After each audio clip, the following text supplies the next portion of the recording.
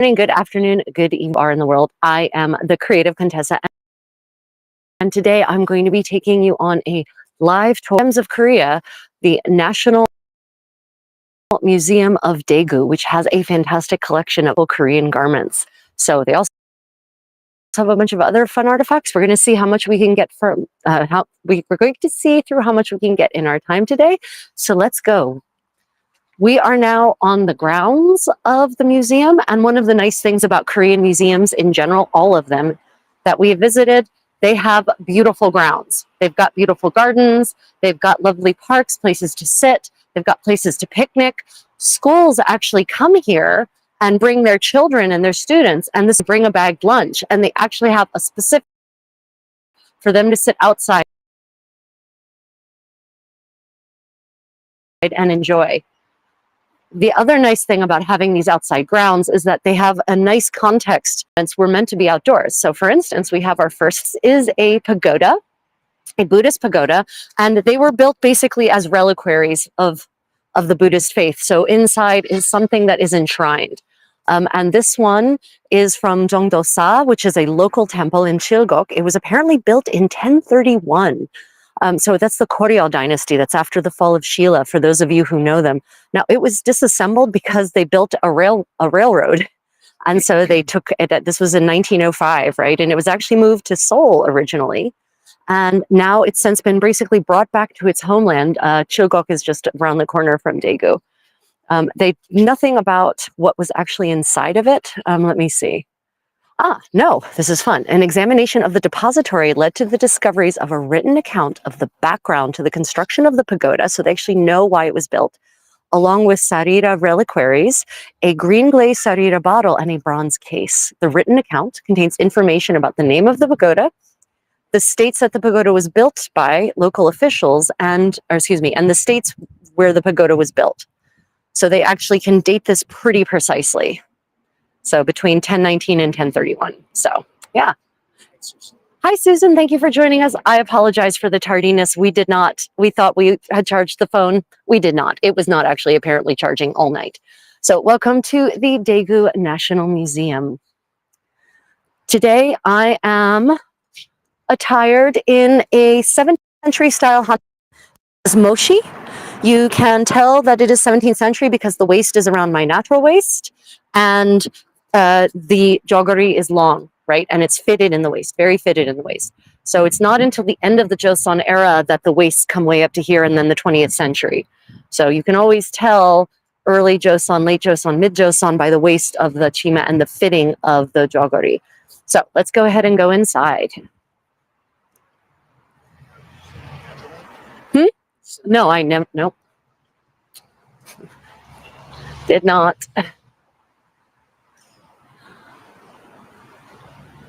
Okay, so most museums in Korea are free. Remember, you're going to need to be closer. Yeah, most museums in Korea are free. This is among the many free museums that there are here. Okay, you're going to do the thing? Are you going to do the thing? Yeah, okay, fantastic. Susan said she's down to charge too. Yeah. Lockers are nearly always provided for free at Korean museums. Another fantastic thing. I usually need, I need a full length one for my parasol. And I will also be putting my hat in here. It'll be harder to hide it without your satchel. Okay. So remember, if you're in Korea and have belongings with you, you can store them for free at the 680 lock.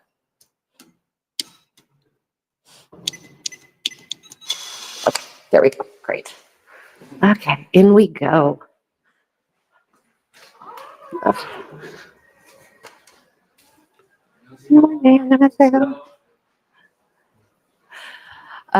Yes, into the side. When you enter, you come into this beautiful space, and Korea is very fond of digital displays, and they really especially like animating the court protocol documents that they have, the wigwe.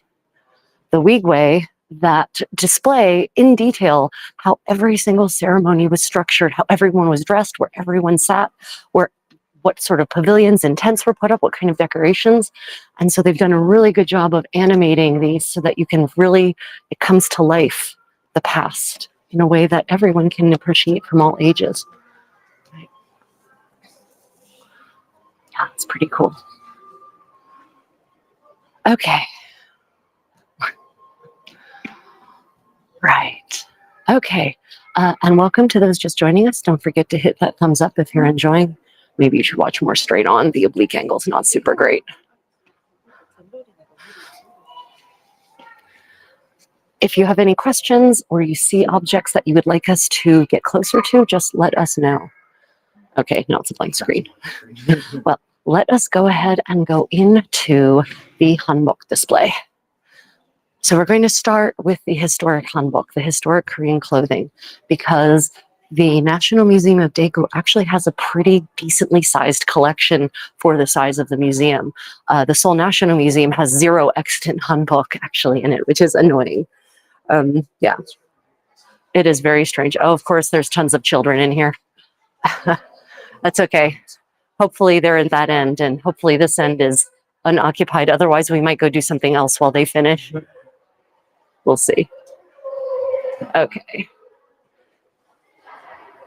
Okay, so it's still a little loud. We might end up coming back. So when we enter the historical Korean clothing hall, they actually have hanbok from hundreds of years here. Most of what you're seeing right here, these are all 20th or 21st century. And this is a reconstruction of the royal robes, which basically stayed the same, the king's robes, which stayed the same and unchanged for about 400 years. Korean culture was classically conservative in Joseon. Right, so you can see different shapes and different lengths. You can always tell if a jeogori is later period by how short it is. Up there, that's end of Joseon. That's a court jeogori with the inserts, and I forget the name of that. There is actually a name for the inserts that are in the armpit that way, like on mine too. But because that's right at the breast level, like almost armpit level, that is extremely late Joseon, the end of the court period. And then if you see the sleeves, the swallow, what do we call those? The bagpipe sleeves, I don't know. The bagpipe sleeves, that's a fashion from the 70s basically. So that's a very, and that's still, they still look like this in North Korea. They never got past this basically. So you can always tell, the age or the period of a jeogori by the shape of the sleeves, how long it is in the body, whether it's open on the sides. We've got some norige, those are the decorative hangers, basically the only kind of jewelry other than the headpieces that women wore in Joseon later and mid. Ring, yes, I guess I never think of rings, but they're always made of jade. They're never particularly ornate. You can see children's shoes, and then those are women's shoes, the embroidered ones. Those are reproductions. Those are not original, but I have seen pairs like that more or less dated to the 15th century, actually extant pairs. Unfortunately, I was not doing this live streaming thing when they had a historical shoe exhibit here, which was amazing. I'm so sorry I didn't get to take you guys to that. Okay, so here we come to, these are reproductions. These are not originals. And this is court clothing specifically. So we actually have a mixture of periods here as well. So I'll point out the various periods. So the earliest thing we have displayed here, the earliest 2 things we have displayed are the soldier here. So this is a 15th century style Joseon soldier. And I know many of you are thinking that's what soldiers were. Yeah, they had better uniforms. What can we say? So you can see the layers here, and this is all silk, right? All of this is silk. You've got at least 3 layers. You can't actually see his under jeogori, which would be made of white and possibly actually rami or cotton. And then you've got his robe, his dalryeong over top of that, and then over top of that, a keja, basically. And then there's a couple of sashes and a couple of belts, and of course, various ceremonial pieces. Soldiers always have peacock feathers. Soldiers don't always have peacock feathers. The upper ranking soldiers have peacock feathers. So we're talking officers, generals, that kind of thing, because a peacock is a very exotic bird in the Joseon dynasty, right? Did I say, what did I say? I said I need. Oh, you need peacock feathers, you do, but you also need a soldier's outfit if you're going to wear that. Okay, so if you look on his arm, that cuff there, that is not decorative. That is actually an archery bracer. That is, and it does two things. It's an archery bracer, but if you look closely, you can see leopards, quadrupeds. Quadrupeds are a rank badge for upper level officers in Joseon. So courtiers, their rank badges were actually birds, right? And then of course the king gets a dragon and the queen gets a phoenix, but soldiers get quadrupeds. So if you see a rank badge that is quadrupedal, then that is a rank badge for a soldier. And yeah, talk about a beautiful bracer. We had no such beautiful bracers for archers in medieval Europe. They definitely had it superior here. Now, that particular style dates, as far as I know, to the 19th century, and I don't know if we have earlier archery bracers or not, but they've put it on this 15th century style Joseon soldier. The hat is felted, wool, and there's a whole special artisanal classification for people who still make, there's not many who still make this hat in the historical style, actually. And then, of course, the beads that are suspended from the hat may or may not have been suspended from the hat. They might have been suspended from the mangyeon, which is the band they wear around their heads. But, you know, the beads are another form of bling, so they can indicate, you know, wealth or status depending on the quality of your beads. Yeah. Okay, yes. Oh yeah, if you have any questions, let me know. This is live. It's absolutely live, at least you might be watching this as a recording, but right now we're live. Right now we're live. Okay, so let's move on. No. We're going to move on to the ladies because I'm trying to keep it same period. Okay, so over here, the queen. Well, she's wearing what we're pretty certain is a replica of a queen's garments. So this is 16th century Joseon. And you can tell that by many things. One, the massively oversized garments, the extremely voluminous skirts, which pull on the ground. They are longer than she is, right? And that's on purpose. She obviously is not going to be going outside in this skirt very often. She's going to be walking around a space that's kept immaculately clean. And you can see that there's a ornamentation, the ornamental band, the dual ornamental bands around the center of the skirt and the bottom of the skirt. That is gold screening. That is a technique that they still practice to this day, and it hasn't really changed, but that's gold leaf, real gold leaf. It is not woven in, at least those ones are not. It is stamped on. And her jeogori, her what we might call an overcoat, you can tell that it's extremely voluminous. The sleeves go well past her hands. They're extremely wide, but you can tell that it's also got multiple layers. So this is a garment, this particular garment was definitely intended to help her stay warm. And if you come over to, trying to see if you can see from which side, it's probably easier to see from this side. You can see that it's actually slit up to her waist. And this would allow, yeah, there's a slit on both sides up to about her waist, her actual waist. And this skirt goes around her waist. It is not a high-waisted skirt. And that slit would actually allow her to sit comfortably. Now, I saw some fashion historian claimed that, oh, the slit must mean that it's ceremonial. Bullshit. If you wear these clothes, you will understand that having a slit that goes up to your waist makes it much easier to sit on the floor, which is how you're sitting in Joseon in the 16th century. Very few people are sitting in chairs. It's floor seating. Beautiful silk cushions on the floor, but still. They actually have a replica of this. They have the original and a replica similar to this on the other side on display, and they've displayed how they made the fabric, in fact. So we'll look at that later.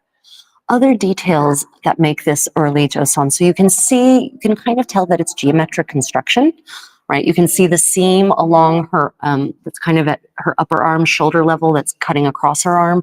That's the indication that this is just rectangles and triangles, basically. And it's got a particularly thick, broad and thick collar that goes right up to her chin, you know, and it does scrunch down, and it's supposed to scrunch down. And that's another sign of a much earlier period of clothing. That Koryo, that's the style of the collars in Koryo, seems to be the styles in Shilla and also in early Joseon. Another thing that indicates that this is early Joseon is the wig. Okay, now, yes, you might think they always like to depict these women in Joseon with having thick braids that trail on the ground. It's unlikely that most women had that much hair. And we do have extant examples of wigs from this era that look just like this, like what she's wearing. So that confection of braids over the front of the head, and then coming to this massive bun in the back, massive bun of braids with ornaments all throughout, that is very clearly an early Joseon. So we're talking 15th, 16th, 17th century. Right. So then we come here to this lady here. She's also early Joseon, 16th, possibly 17th century. She is wearing a dangot, this overcoat. This was literally meant for keeping you warm when you went outside. It is unlikely she would have worn this inside, because hopefully the ondo floor heating in her mansion would have been comfortable enough to mean she didn't need a dangot. This, though, for those of you who watched K-dramas, this overcoat is the thing that becomes the quote-unquote veil that the girls are always wearing. They put it over their, I should have brought one. They put it over their head, and then they're out running around like this. And you see them also in some Joseon era art depicting women who are out and about. That is actually this coat. And the part that you see framing their faces is the collar. And if you look closely, you'll see, and even in the K-dramas, you'll see the sleeves draped across their back. That was in fact a practice. They basically seem to have stopped wearing the dangot as a coat somewhere in the 18th century, and they just became purely a kind of veil that women could wear when they went out and about. And again, you can tell it's early Joseon, massive sleeves that go way beyond the hands, and that's on purpose. And you can actually see the proper width of fabric that they were dealing with in Joseon, because you can see the seam on the top of her shoulder and then the seam in mid-sleeve.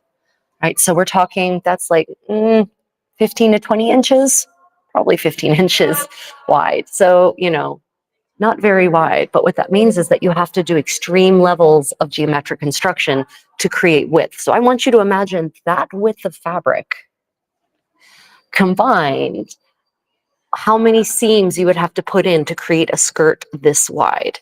It would be an extreme number of seams. Right, the hem on this, I think I remember reading, is like 15 meters or something like that. It's a massive skirt, and it is pleated into a band. So yeah, if you're there watching, please don't forget to like and subscribe. Please do pop your questions in the comments if you have any, and I will absolutely answer them. If, however, we don't manage to actually get to the question, or I miss it somehow, once the video publishes, if you post it under the published video, I always read those comments and I will respond. I promise. Okay, so here we are, back to our clothing. Yes. Do you have to do anything special to make sure I'm seeing all of it from different places? I don't know. It's creative Contessa. I don't know why it's. Yeah, if Susan, if you could just leave a comment, because we haven't seen a comment in a long time, and we're trying to figure out why we haven't seen any comments. That would be annoying if the comments just aren't coming through. I don't know. Okay, right. So also that means if you have posted a comment and we haven't responded, it's because it hasn't shown up yet. Welcome to the world of live streaming. Is the queen wearing jewels? Is the queen wearing jewels? The only jewels that the queen is wearing are in her hair, in the front, and unfortunately I can't show you the back, but when we get to the hair ornament section, I'll show you the kinds of things she is wearing in the back. You can see some. Yeah. Yeah, so but this is late Joseon. That's late Joseon, so that's not a good example of early Joseon. Fine. Right. Okay, so let's look at this young man. So, thank you, Susan, again. Yeah, appreciate you posting a comment to check for us, Susan. Thank you. Right, so here we have a young man, and that is probably the crown prince. He's got jade sewn into his headdress, and this kind of headdress, as cool as it is, only worn by young noble boys, whether they're crown prince or just noblemen's sons. You know, that's just the way it was. But still, he has some pretty cool layers. So once again, the layered effect is everything. And what you can't see is, of course, he's wearing paji, a pair of pants made out of cotton or rami or silk. He's wearing bosot, which are these kind of sock-like things, and we'll get to those, show you those later. And then he's wearing a robe that comes down to actually mid-calf, and then he's got a keita over top of that, the overrobe. Now, you see those are all gold stamping all over that, and all of those symbols mean something. There is almost nothing in Joseon that is just decorative. It all has meaning. So first off, the Chinese characters are the characters for prosperity, for good luck, for long life. And then we've also got, actually, what you might mistake some of these for characters, but they're not. On the top, in the center of the prince's overrobe, you will see the overrobe, right? The very top two symbols going down the front, those are bats, and bats are historically a symbol of good luck in Korea. So are butterflies. If you see butterflies on things, symbol of good luck. That's an interesting question. Yes. Joseph asks, is the queen and the concubine were in the same dresses? No. No. Queens and concubines would definitely not have worn the same dresses. Even officially recognized, let me modify that statement. Okay, so if the concubine's son becomes the king, then she gets to become the queen mother, and then she gets to wear the full royal robes. But no, concubines and queens definitely did not wear the same thing. And the queen would have had rank badges on her official garments. The concubines would not. No rank for them, unless they actually had rank. If the concubine were a woman of rank, but often concubines were actually chosen from the palace, the court ladies, who were actually came from lower classes. So yeah, I'm not talking, slaves or anything like that, but often they didn't have rank, and that was on purpose. You don't want to have concubines who have families of rank competing with the queen, who definitely has a family of rank. That's a recipe for literal civil war. Yeah, good question. Boys' clothes are adorable. Yeah, the boys' clothes are adorable. So I want to look at his headdress, right?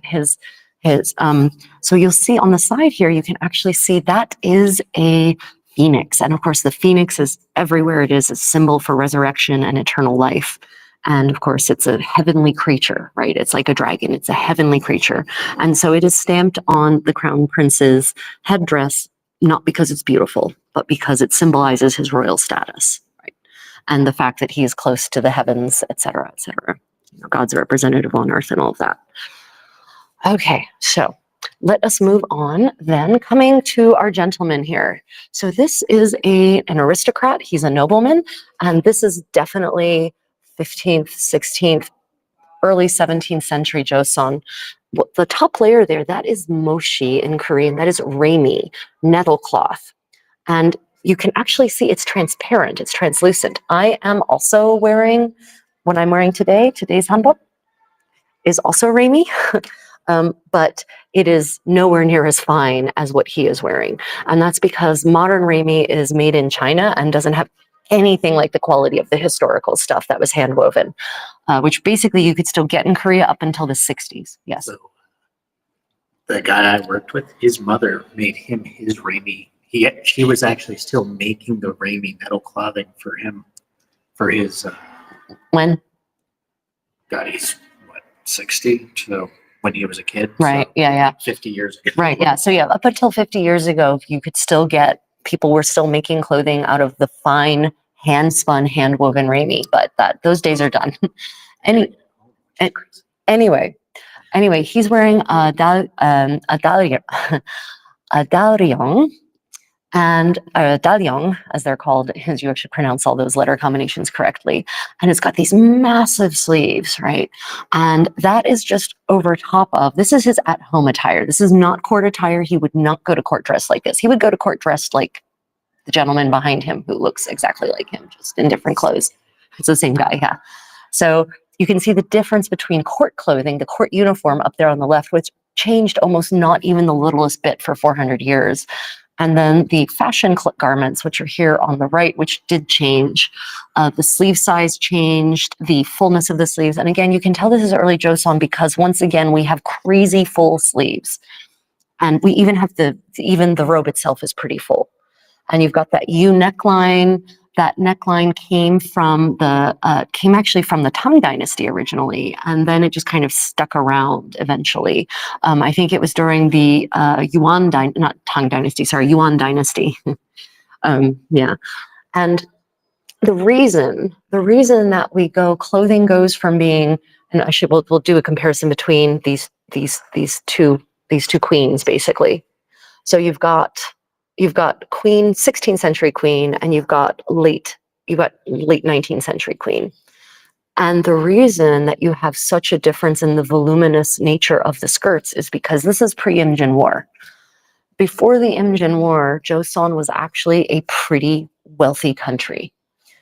They had access to luxurious amounts of fabric.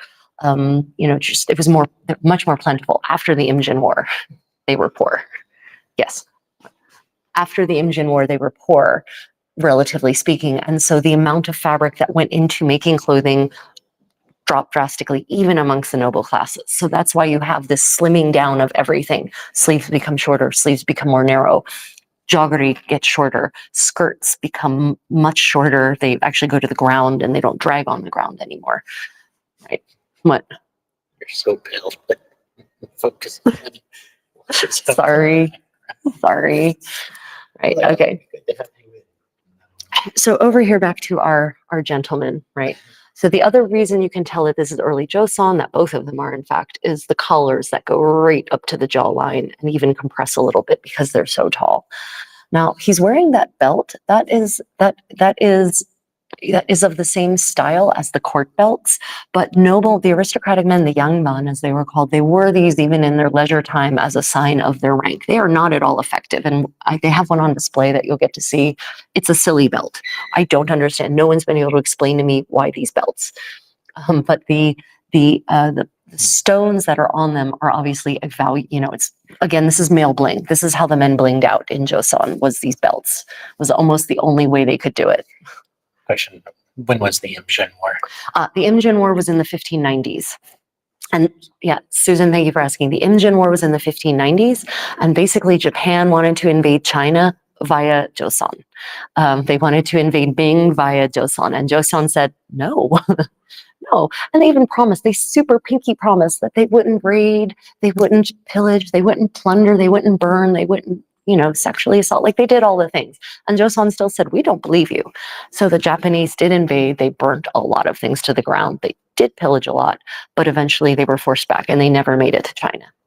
So, it was part of, I think it was who was the shogun in the 1590s? The shogun, I forget which one it was. The shogun in the 1590s, he was trying to, if you can remember who the shogun was in the 1590s, damn it, starts with a T. I think I'm pretty. Yeah, Tokugawa. I think it was Tokugawa, right? I think it was Tokugawa. Don't quote me on that. Japanese history is not my specialty. I only kind of peripherally aware of it as it relates to Korea. Anyway, the shogun wanted, of course, to cement his power and expand his power base by going and kicking China's ass. So, warriors stopped it. Yeah, they thought it would be a good idea. It was warriors dressed like this who stopped him. Specifically, the Navy actually is what brought it to an end. It was Admiral Yi and his fleet that trounced them and made them turn around and finally go home. Okay, so over here we have, as I've mentioned, the queen, the late Joseon court lady. And actually, I'm trying to see what her rank badge is. She's got a dragon, so I'm pretty certain she's a queen or a princess. Right, so this is late Joseon. The headdress, that very fancy headdress, something happened in late Joseon where they started developing all these extremely ornate and complex headpieces that you would think would date to earlier, but they just don't. They don't seem to. We have no evidence of it. Same thing with these hats, like the princess's hat, that's 19th century. That is not a very old style of hat. It looks like it should be something from 600 years ago. It's not. Yeah. Questions? No, somebody asked, war with the turtle boat. Yes, Yes. That. Cat will be cat. Yeah, no, your comments aren't blocked, but if you wrote anything before few, I did not see it. And it's not showing up in my feed. Interesting. But welcome back. Welcome back, cats. It's lovely to have you back with us today. Okay, so let's just do a sweep. Are there any of these ensembles that anyone would like me to review or discuss again before we move on to some of the other pieces that they have, Hanbok pieces in this museum? Because we're going to get to some of the extant ones, because these are all reproductions, I want to be clear, but these are reproductions based on extant finds and or art, the historical record, right? Artistic or documentary. Mostly though grave finds. There are a lot. Yeah, this is so late, Joseon. It's not even funny. The second you see sleeves, okay, people, let me help you identify eras of Korean clothing. When you see sleeves with that multi-stripe thing, that's early 20th century Joseon practically, or later. That is not medieval in the slightest. Sorry. Yeah. I love it. Yeah, the little, yeah, just to make, that's for the toddlers who are done. I don't know if y'all can see the cute little crowned cutesy Peroro style thing. I'm pretty certain that's there for the toddlers who are literally at this eye level. It gives them something to look at. It's cute. That's clever, Korea. Well done. Okay, let's go over to the king's robe. That's the reproduction of the king's robe, because many of you weren't here for that yet, I don't think. I can discuss some things about this. So that belt, that crazy belt that we saw on the nobleman in his two forms, in his home casual and not home. Yes, I believe that is a Hwarong uniform. Yes, yes. And for those people that are having problems commenting, Cat will be Cat made a good thing about going back and clearing data and cache into something able to. Oh, yeah. Thank you for Kat for sharing that. So if you're having problems commenting, go back and clear your data and cache on your browser or your app, and then double tap the screen. Don't forget to like and subscribe. Okay. Very familiar with the Hwarong. Yes. So the Hwarong, the Knights of the Flower, right? The Flower Knights, as they were called. Okay, so here we are at the King's Robe. And there's a couple of interesting features here. This is based on an extant one from the end of the 19th century, but the shape does not seem to have changed from the earlier ones that have survived in parts or in whole, right? So you can see under the armpits, there are actually ties. Those ties are for that belt, that annoying belt that otherwise, how on earth is it going to stay? So they didn't have belt loops, but they had belt ties. And you see that on the civilian garments as well, when you that need to suspend those belts. They have these ties. Made of a different color piece. Yeah, I'm sorry. Damn it, kings. Why aren't they a different color? Why are they in the same glorious silk brocade? Now, the fabric, this is a silk brocade. And woven into it, again, are Chinese characters for prosperity and longevity, and symbols of prosperity and longevity. And I don't know if you can see, but there are also clouds woven everywhere. And of course, clouds are a symbol of heaven. And that's not an accidental illusion, in case you're wondering. Sadly, from our viewpoint, it's glorious. I'm not sure that our feed can show it well enough. Yeah, unfortunately, we've got this glass in front of us. I don't know why. They don't want us touching these things. It's weird. It's the Contessa would. Because I would. They know me. Right. Okay. So the rank badges. So the rank badges of royalty are circular. First off, of bureaucrats, they're square. So you can tell it's a royal rank badge when it is circular. And this is gold, topside couched gold work. And that is a dragon. And that is the royal dragon. That is the king's dragon. The dragon is the king, right? That is the symbolism there. And again, you can see the width at which this fabric is woven. It was woven to be slightly wider. You can see on the sleeve here from sort of just the past the shoulder seam to the cuff. That is basically the width of the fabric. In the picture, it kind of looks like the fold right there. Yeah, that's not a fold. That's a seam. And we've got some interesting connection details here for my fashion people. The sashes, you'll notice there's actually multiple sashes. That's a late Joseon thing. That's not an earlier Joseon thing to have multiple ties in the same spot. And let me tell you that it's beautiful, but it's annoying to tie those things. I have a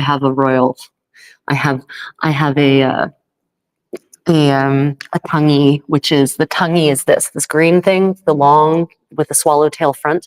That's called a tangi in Korean. I have one of those, and it's got the double ties like that, and it's irritating to get them to all cooperate together. Anyway, first world problems, absolutely Contessa world problems. Yeah. So you have these rank badges are on front, back, and both shoulders. And of course, they're embroidered separately, and then they're appliqued on. So it's not embroidered directly onto the garment, and that makes total sense because when the garment wears out, you can just remove the rank badges and put them on the next one. Yes, King Sejong King Sejong. What about him? is the Joseon dynasty or King Sejong. Yes. Joseon dynasty actually starts at the end of the 14th century with Taejo, King Taejo, the founder of the dynasty of the Yi clan of Jeonju, is a general who leads a revolt. Let me see, what do we call it if it's successful? Leads a freedom fight against the last king of the Goryeo dynasty and wins and establishes therefore the Joseon dynasty. And Sejong is like his grandson or his great grandson. I think his grandson. Don't hold me to that though. Great grandson or great grandson. If you know, put it in the comments. I think it's grandson though. Yeah, Sejong the Great is for me, actually, there's two high points in the Joseon dynasty. Sejong the Great is one of them, which is unfortunate for the Joseon dynasty because it comes real early. The second one is Jojong, who's at the end of the 18th century. He's the second great Renaissance king, but otherwise Joseon has a lot of not great times, honestly. And it just gets worse and worse for women as time goes on. Okay, are there questions about the king's royal robe? Now, this is not what he would wear. If the king left to go out and about, he would not wear this. He would have riding clothes, which would also have rank badges and stuff on them, but it wouldn't. This is his court clothing. This is what he wore in official sessions with his people.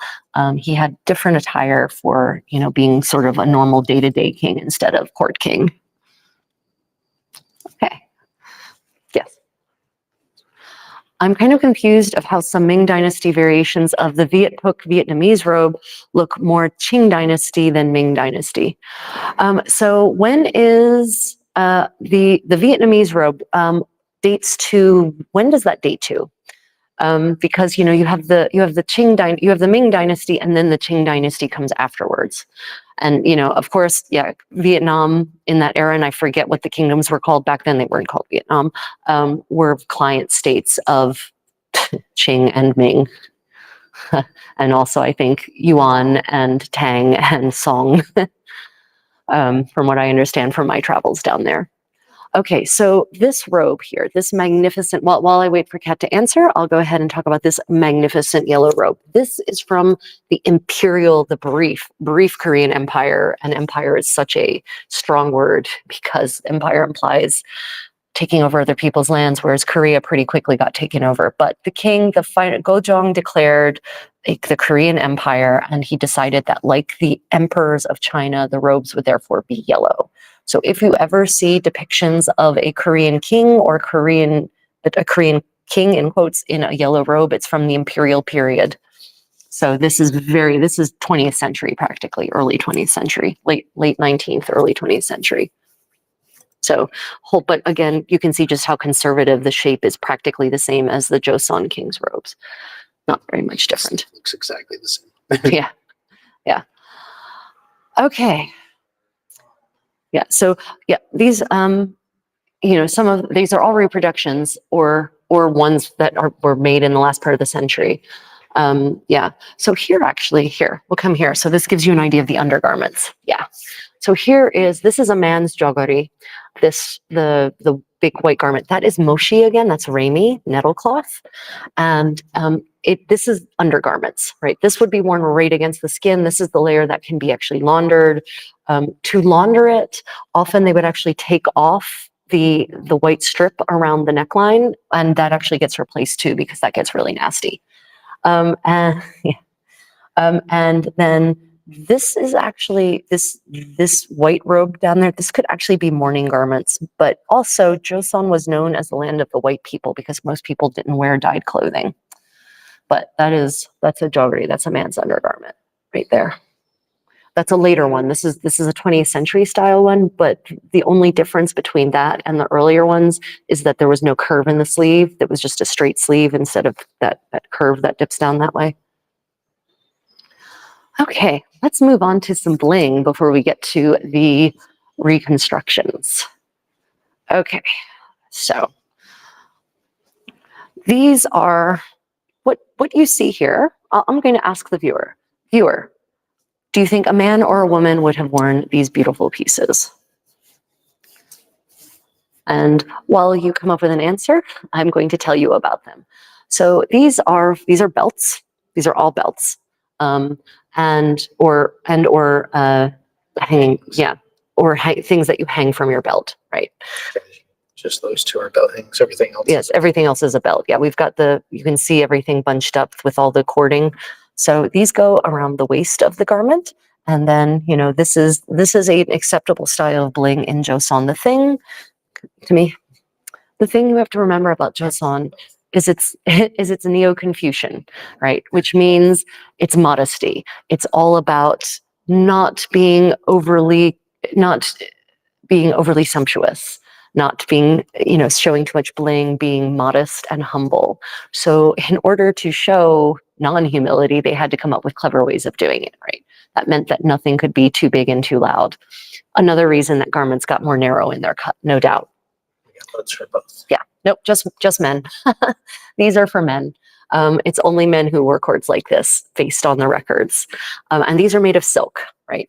These ones are all ones that were actually worn. None of these are reproductions. Number 2, which is this one, this middle one here, the middle one, the red one, that is late Joseon, so that's probably early 19th century.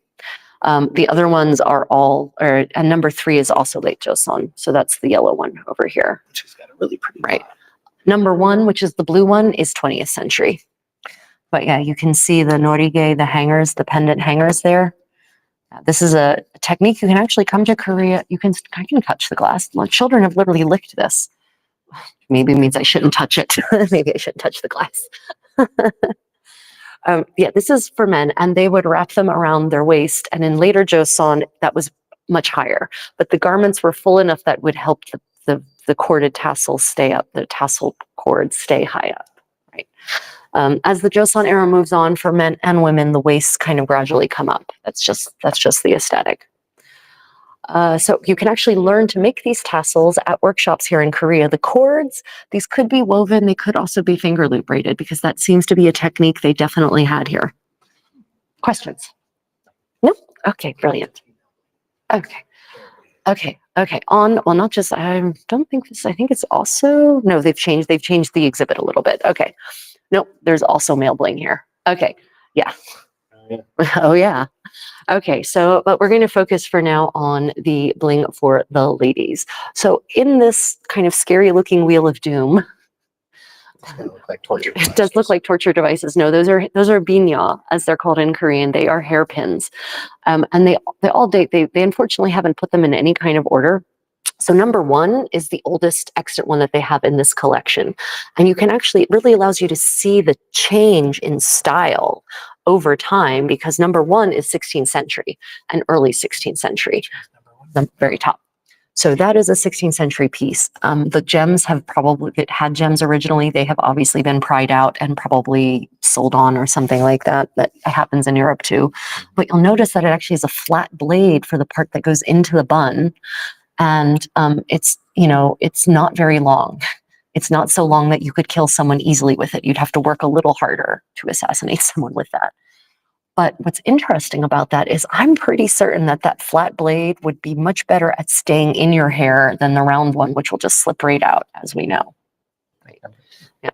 So like number 2. Female, exactly. Should be, yet. Oh, 25. Where's 25? That's even earlier. I missed that somehow. 25? 25. Oh, that's the earrings. Oh, okay. Come back to the hairpins. Sorry. I'm focusing on the hair stuff. Everything else in this case is late Joseon or 20th century, even like post Joseon. But number 9, so we've got a couple of hair parting tools here, which is an interesting idea. So number 9 and number 6, for instance, are examples of hair parting tools. Number 6. And I therefore think number 11 and number 13. Yeah. Number 11 and 13. So those kind of smaller ones, those are not hairpins. Those are for dressing your hair. That also kind of indicates the kind of thickness of hair we're dealing with if you need a hair parting tool like that. My hair is so thin that you could use a flat, not sharp embroidery needle this long to part it, and you'd probably be fine. But apparently these ladies have a much longer set a much more thick and voluminous and voluptuous hair than I do. Still, I just love that tools for daily, you can see part of the process of styling hair here, right? It's not just what goes into the hair, and even the hair styling tools are beautiful, right? Getting glare from the. Maybe change the angle. Change the angle. I suppose if I just stand. Yeah, if you stand in front of it and block it. Also, the motifs on all of these, nearly all of them are symbolic, right? I mean, the plain one, not so much, but the ones that actually have ornamentals are auspicious creatures like butterflies or chrysanthemums. There's even a peacock or a phoenix. Even 3 is a phoenix, right? Or the number of Phoenix, yeah. equal to a ring. Number of pins. How many hairpins would you, if you? Oh no. If we saw on the clean one, right. Like so we haven't gotten to the ornaments yet. We'll get to these hair ornaments here. Yeah. So it seems that I can't answer that question. I haven't been able to find that information.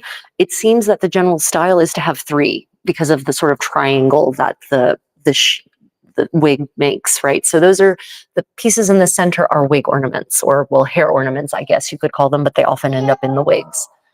The number 19, the biggest of them, is actually called a hairpin because the pieces that's flexible, those are actually coiled metal springs there, and so when you walk they would actually flutter, hence they're covered by butterflies, for instance. That's very late.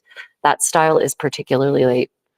They don't even bother to give it a date, which tells me just how late it is.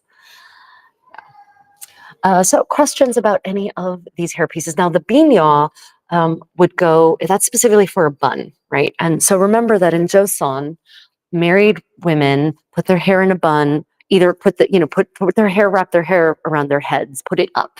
Or especially later Joseon, when that style went away, later Joseon, they put their hair in a bun in the back of their head. And then this binya is a sign of being a married woman, right? Not so much a wedding ring, but the binya is a sign of a married woman in that era.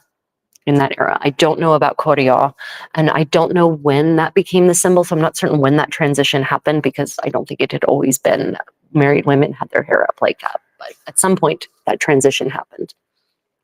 Right? Don't forget to keep your heels together. Okay, so number 25. These, I'm going to assume, what do you all think these are in this circle here? These pieces, what would you identify them as? So these big hairpin are for royalty. Not necessarily. I mean, the big hairpin is for someone with money, not necessarily for royalty. The part that would make it royalty, question, yeah. So if we go back to the hairpins, actually. So it's not necessarily a question of size when it comes to royalty. It's down to the symbolism that's on it, the images, the pieces, what are they made of, how much jade is on it, does it have a phoenix? Like if it's got a phoenix, it's royalty. Yeah, or if it's got a dragon, it's royalty, right? Otherwise, there doesn't seem to have been, the pieces don't seem to have regulated quite that tightly, right? Although certain animals were definitely reserved. Cat guessed earrings. They are earrings, but they're not earrings like you may think of them. They don't go on your ears. They don't go from your earlobes. They're not for pierced ears. They actually are suspended somewhere about the ears, either from a coronet or maybe from ribbons wrapped around ears. We don't know because we have no depictions of them being worn per se, but they're always found roughly near the place where your ears would be. That being said, there's no way to affix them to their ears. It's no piercing or anything like that, right? So yeah, they're ornaments that go somewhere near your ears, but they're not like modern earrings, and men and women absolutely wore them. Those are gold, and those date to the Three Kingdoms period, so like 1st through 6th century AD. They're very old. Aren't they beautiful though? If you want to look at these in more detail, check out my Gyeongju tours. We explore some of those in the Daegu National Museum.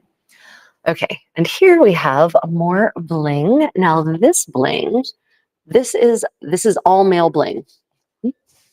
This is all male bling. Everything that you see on this circle here is for men and men only, not for women. It's nice to know that men were able to bling out as well. It is nearly all, so we've got some mid-Joseon and we've got some late Joseon and we've got some 20th century. I would say the earliest stuff is 30 is mid-Joseon, so probably 18th century. 33 and 34, those are finials for a men's hat, right? So those are really gorgeous. Those are jade, by the way. That is carved jade on gold. So yeah, some other bling options for men's. And then 32 is also Joseon Dynasty. That's a strap of agate beads. So you might be looking at these and thinking necklace, but you would be wrong. These would actually go on the hat. So let's pop over briefly to our soldiers so I can show you where they would go. And I think we do have a got exhibit that shows men's their horsehair hats, but just for now I'm going to pop over here. So these beads here, where you see them hanging from his hat, that is where those beads would be suspended from. So they are vaguely in the neck area, but they are not anchored by the neck.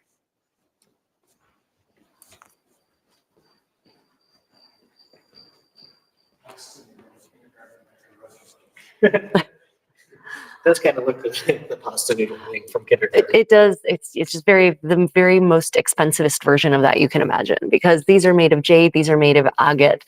They're made of various precious materials. It's also why they've lasted so long. More expensive. 2027, interestingly, that is tortoise shell. This one right in the middle. Yeah, the one that probably barely shows up against that background. Yeah, so we also have rock crystal. We some very expensive pieces here. Hand fans, are they different for different classes? No, it doesn't seem that lower classes had hand fans actually. Okay, so and by lower classes I mean like the slave class, so probably because they didn't have time to fan themselves. So here we have what are called norige, and that word just means pendant. So it doesn't necessarily mean only this kind of pendant. It can be anything that's a pendant. And those are for ladies. These are ladies' norige. And all of these are extant, but they're all except for 12 are 20th century. So number 12 is Joseon Dynasty. Oh, right. Sorry. All the norige are modern. So for those of you looking for historical stuff, we're going to ignore those. Norige are actually a late invention anyway, or a late innovation. Yeah. But these are all kinds of beads and ornaments that they just kind of found through excavations. And, they're not certain if they were part of a wreath of beads like the ones you see on the men's gatkun. That's what I'm looking for. Gatkun. The hat beads. Okay. There doesn't seem to be, so I have never found any kind of hand fan communication rules or bits of etiquette in Korea. I don't know it. I haven't found any evidence of it. Let me put it that way. Yeah, the blue norige is quite beautiful. So these hair ribbons that you see here, these are ceremonial, and these are late Joseon. So if you see these kinds, exactly. These are hair ribbons. These stand in front of first scale. These are hair ribbons, right?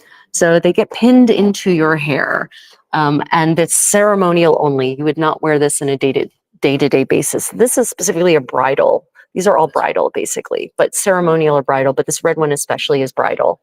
And it used to be that only queens could wear that, but then eventually they relaxed the rules so that normal women could wear them as well, but only on their wedding day. But this is definitely late Joseon, not particularly. This does not date back very far, which is part of what I was saying about this really ornamental, heavily, what's the word? I'm not ornamental, heavily decorated, heavily ornamented. That's what I'm looking for. Heavily ornamented accessories and headdresses are a late Joseon development. And I feel like that could be pressure, an attempt to distinguish themselves more, and to resist the rising imperial pressures that are increasing through the 19th century. Oh, the jade decorations, yeah.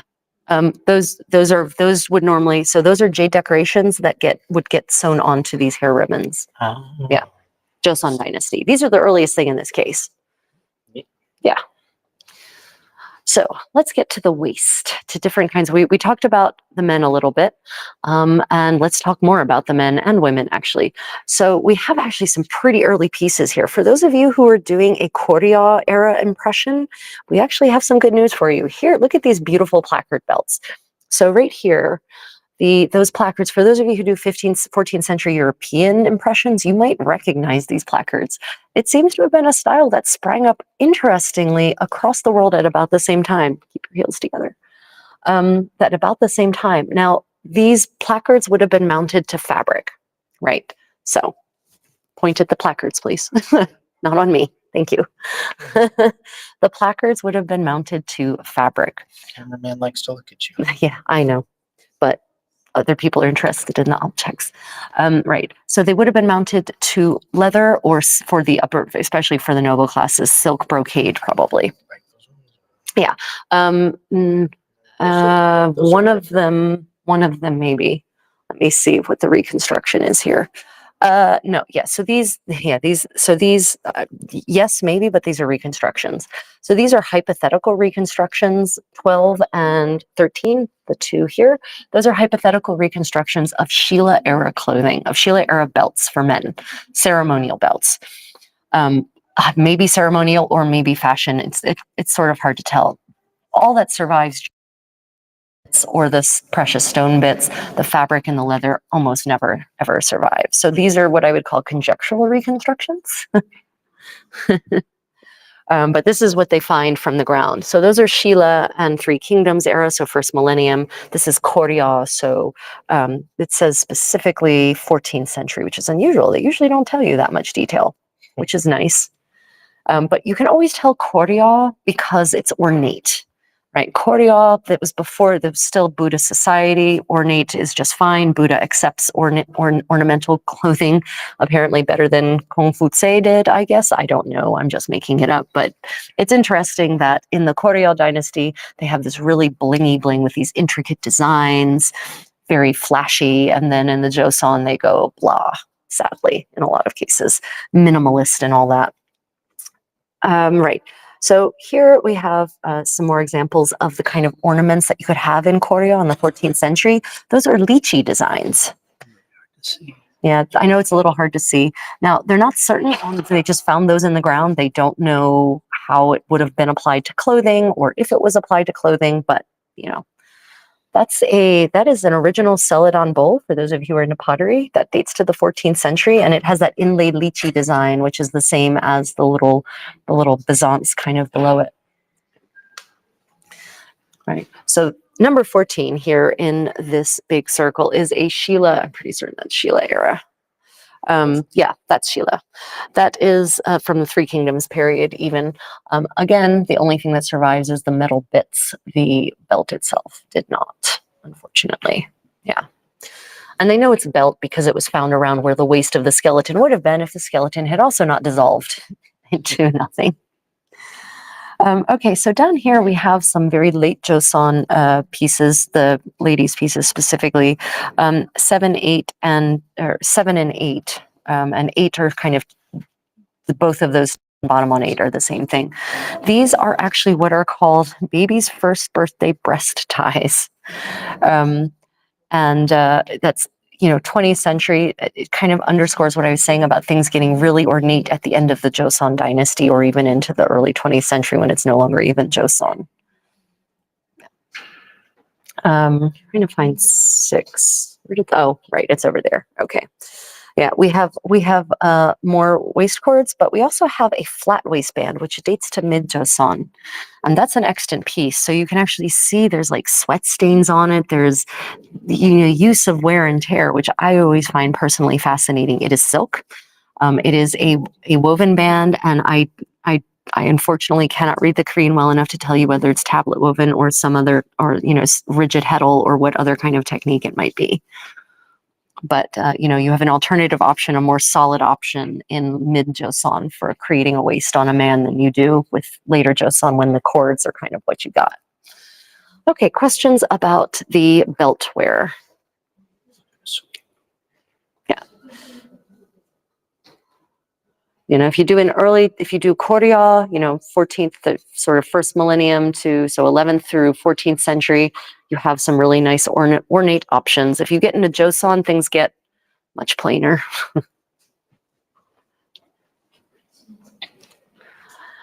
Okay.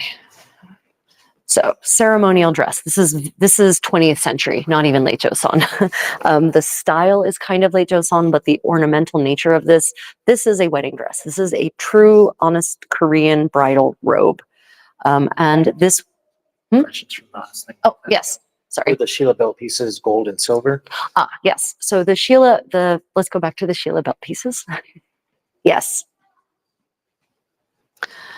So these Sheila pieces here, these are silver. And I don't know, let me see if it actually tells me what kind of, it just says silver. So I don't know if it's an alloy or to what degree it's an alloy. But yeah, these are silver. Obviously, this is from someone of a lower rank because the higher ranking people had gold. You want to see that? Go look. Yeah, and if you want to see that, go look at our Gyeongju tours. Good question. Right. Okay, so here we are at the wedding robe. This is a 20th century traditional wedding robe, but it harkens back to the wonsam, the historical garment that evolved over the centuries and eventually kind of petrified at this. That is all hand embroidery, ladies and gentlemen. That's not applique also. And you can tell it's not applique because you can actually see, if you look closely, focus on the embroidery.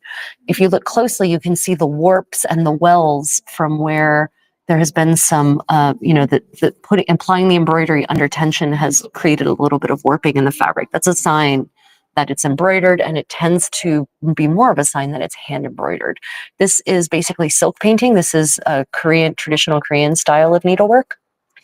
And of course, you have all these auspicious, you've got the lotuses, of course, the symbol of the human soul festering in the horribleness that is the world and still being pure. You've got water, which is, another one of the chi flows through the water. You have the cranes, you have butterflies, peonies, right? The phoenixes, all of these symbols of longevity and prosperity and good luck. Yeah. Also on the sleeves.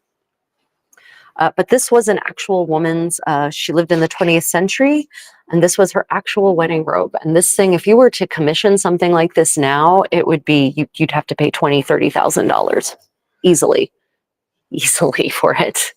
But this is modern. This is not historical. This is the modern take on it. And this is from the era when it had stopped being a royal robe and it started being a royal ceremonial robe. And it started being the robe of brides specifically. So here we have some headpieces, and I've actually gotten to wear all of this in a recreation, a reenactment of a Joseon-style wedding ceremony. I also see. Yeah, but these is all ceremonial for brides. These are the headpieces. These are not fashion pieces. You would not just wear these for any occasion. But interestingly, they've included in this a number. Doesn't have a number, does it? It does not. It does not. It does not, but that's a fan. That right there is apparently a fan, according to this. It's got embroidery on it. It's quite stunning. This is all very, very late. No longer really even Joseon anymore. Yeah, and another traditional bridal hair ribbon. You'll notice this one is black. Red is the color of royalty. On to men's headwear, historic men's headwear. And other layers. So I love this museum so much for the way it displays things. So you can actually see the tools used to make a kat and different kinds of kat. So you have a horsehair one, and then there's a straw one, and noblemen wore both. And you can see it in process, and you can appreciate the kind of handwork that this would entail. Number 6, the wooden frame on which it's sitting is an extant mold weaving, a wooden weaving brim. Basically, it's the mold for weaving the perfect brim. And it doesn't actually say to when it dates, but it looks loved for certain. It does. It definitely looks loved. And the gat, the black hat, that's horsehair. And if any of you have worked with horsehair, you can appreciate what that's going to do to your fingers after weaving a hat by hand out of it. Let's see the tiny one. Yeah, that's a tiny one. So number two is early 20th century. So that's, you've kind of moved out of the Joseon era at that point, more or less, right? And then they've included, excuse me, yeah. they've included a turumagi. So the turumagi is kind of like the 20th century version of the dangot, that garment that I said women used to wear as an overcoat, and it eventually became a man's garment only. This is a 20th century version of it, but they were actually wearing this like for real on a daily basis. And you can actually see photos of people wearing this turumagi all over Korea from photography up until up until the Korean War. You can still see this being worn. Even a little while afterwards, but the white one specifically. Okay, so on this case, we have not just ornamental bits, but practical bits as well. So if you've ever seen a Korean drama and you've seen the band that men are wearing around their heads, that is called a mangon. And there are 2 mangon here on display. They are also made of horsehair, a combination of horsehair and silk. And they are designed to keep the hair in place so that because men had long hair, they would put the hair up in a bun. If you want to look at me, I'll demonstrate the process. Men had long hair. They put their hair into a top knot, and the mangon keeps that all in place, right? It keeps frillies like this are not going to come out because that would be disorderly and anti-Confucian. So that is the purpose of the mangon. It also provides a place from which you can suspend more of those lovely beads. And there are not many mangon makers left in Korea. I think there's like 3. So these are extant ones. These are late Joseon. So, who knows if the ones from early Joseon also looked like this. I'm going to bet they probably didn't change much though, because the function is the same. And they're definitely not a fashion garment. Okay, so but what we have there on the 2 little flat panels there, those are top knot pins. So that's how men would actually put their hair up into that top knot, how they would hold it in place. And it was an option for a little bit of decorative element. Pretty, but again, it shows you just how thick their hair must have been, because if I tried to put that top knot pin into one of my buns, it would just fall right out. So would my hair, there'd be nothing for it. Okay. Box. Yeah, the mangon box. Yeah, I love storage things. So that beautiful octagonal box, that is a box for the mangon. That is literally just to store it. It's how neat and organized it must have been to have a box for everything, but also to not have so much that you only had a few boxes anyway. Okay, so this is all mostly late Joseon, but one of the things I want to point out specifically that I think is super duper cool is the conical covering for the horsehair hat. So that is actually made of parchment and it's waxed. It's made of paper and it's waxed. And that actually goes over top of the gat. That goes over top of the gat to keep the rain out, because rain is just going to come straight through. So actually it's basically like a little mini rain, a slicker for your hat. Yeah. Oh yeah, that's a gorgeous one. Yeah, this is a reproduction. It was made in 2014. Just look at the pattern on that. Oh, I want this one so badly. It is so beautiful. And rank absolutely tied in with brim width. I don't know how official it was. It could have just been a question of cost, but the more noble, the bigger the brim of your hat. You need to do that one. Yeah, right. Which is why, and this is 20th century. So you can see the evolution or the devolution between Joseon era and then, when the hats are starting to look a little more Western style. West as in Western society, not American West. Yeah, the straw hats. Yeah, so fine. So unfortunately, these horsehair hats don't often survive at all or well, so it can be very hard to find extant pieces. This is a reproduction of a nobleman's home hat, shall we say. This is what he would wear when he was in his own private residence. And the gat, this hat here, that is what a nobleman would wear when out and about and visiting, and he would not take his hat off, not even inside. If you're a nobleman, Joseon nobleman, and you are visiting people in their homes or wherever, court is a different world. Just forget court. I'm talking about private homes.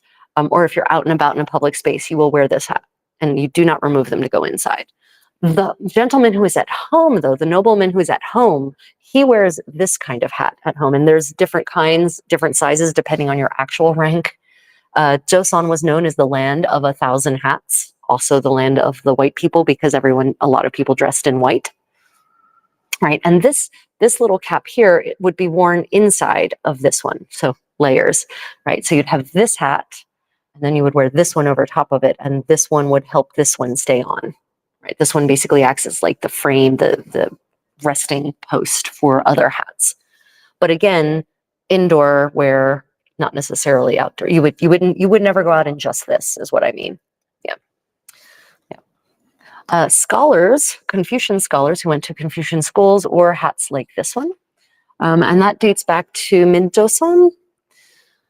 We already talked about the prince's hat, and all of these are really late and post-period. We're getting to the end, we're getting to the Korean Empire, right? We're getting out of Joseon, really. Yeah, none of these are, if you're doing a medieval impression or a mid-Joseon impression, none of these are useful to you. Okay, yeah, no, that's all modern stuff. Any questions about the headwear, mostly for men? Women did have headwear. It was called a jeonmo, but there are no exhibits of that here.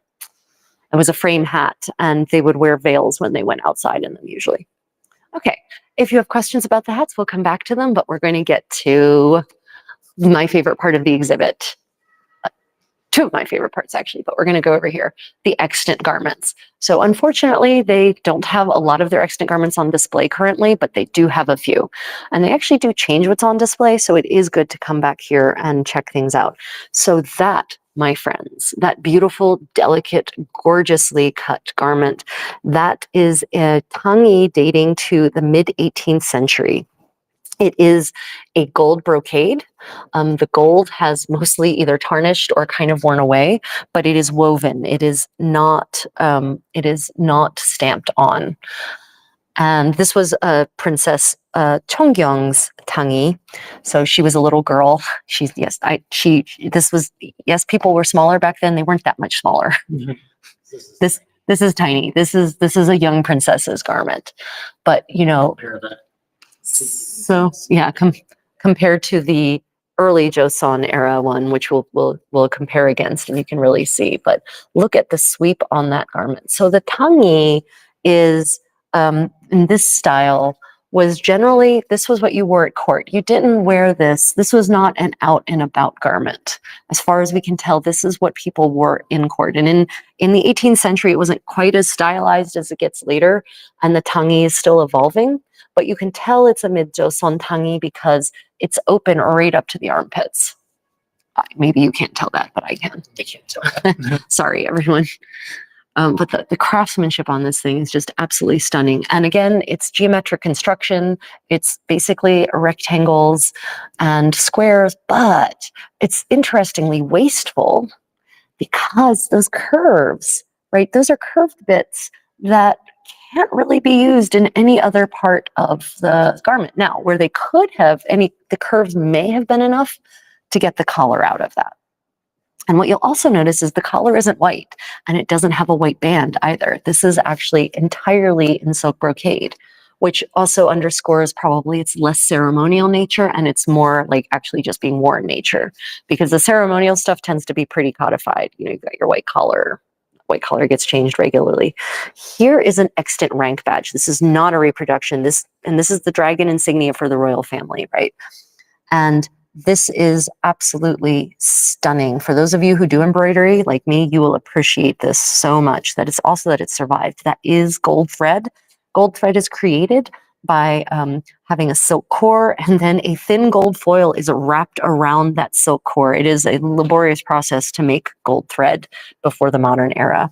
And you can just imagine how much time it took to create this piece, right? I've made a dragon like this. It takes so much time. But this is an extant rank badge, so roughly 18th century, probably. Yeah. Questions about our lovely little tangi or the rank badge? Let me know, and we'll come back to it. Don't forget to like and subscribe. And double tap the screen. Which I think is just a lot. Oh, they took away the extant one.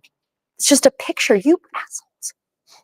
Oh, it's been taken for exhibit somewhere else. I'm sorry, guys. So weird to me. I apologize profusely. I thought, Okay, well, this is a picture of the original. I have a pretty detailed series of pictures on this. I think I shared it with my patrons and my channel members. If you want the photos that I took of the original, which is now at a special exhibit somewhere else, I'm going to have to figure out where it is. So we just were. It's probably not at Seoul. Seoul National Museum never does Hanbok. Anyway, this, my dear friends, this is a genuine reproduction of this piece. This was found in a grave. This was found in a tomb. And it, let me see, it's a tomb in Yeongdong, which is here in which is actually in Gyeonggi-do. So it's actually not from this area. It's up from near Seoul, roughly. And it dates to the early 16th century. This thing is so inspiring to me. They actually reproduced it using historical techniques, historical looms. They made the gold thread to brocade into it. Everything hand sewn, all the layers exactly as they found. And so it's really interesting. They actually, of course, the original doesn't look red at all, right? You look at the original and you think, oh, it's medieval drab. but of course, they analyzed the dye stuff and they found out it was kermes. For those of you who know what kermes is, you'll understand that that is an extremely expensive dye stuff and produces the best red ever. So here it is, the reproduction, complete with the cloud and crane motif woven into the brocade, with the gold brocaded in over top of the damask, with gold brocaded in over top of the damask. It is an absolutely stunning piece. And I think, no, they don't have the video up of them making it. But here you can see the fabric that they wove, right? So they wove two fabrics. I'll let you know when they get there. Oh, they're going to gold applique. Oh, they're doing the gold stamping. Oh, okay. Well, let's go ahead and look at the gold stamping. So this is not gold stamped, this fabric. It's brocaded, but they are showing you, here is a video, and I love Korea for this, how to do the gold stamping. So they just finished applying the gold leaf. That first they did put the glue down for the pattern, and now they've applied the gold leaf on top, and now they're putting a second layer of adhesive, and then eventually they're going to actually, yeah. Oh, look at that. My God. Look at her fingers shaking. Oh my God. Yeah, I would be too. I'm not criticizing. That's me. I imagine that's me. That is me exactly. Like I have to get this perfectly aligned. Right. And then, look at that. Look at how it shines. Oh, no, they're creating the thread. This is them creating the thread. This is the fabric. Okay. This is how they create the gold thread. So they create these bands of gold leaf, and then they slice it with that 16th century razor, right? Oh my God. I'd still be shaking. I'd still be shaking.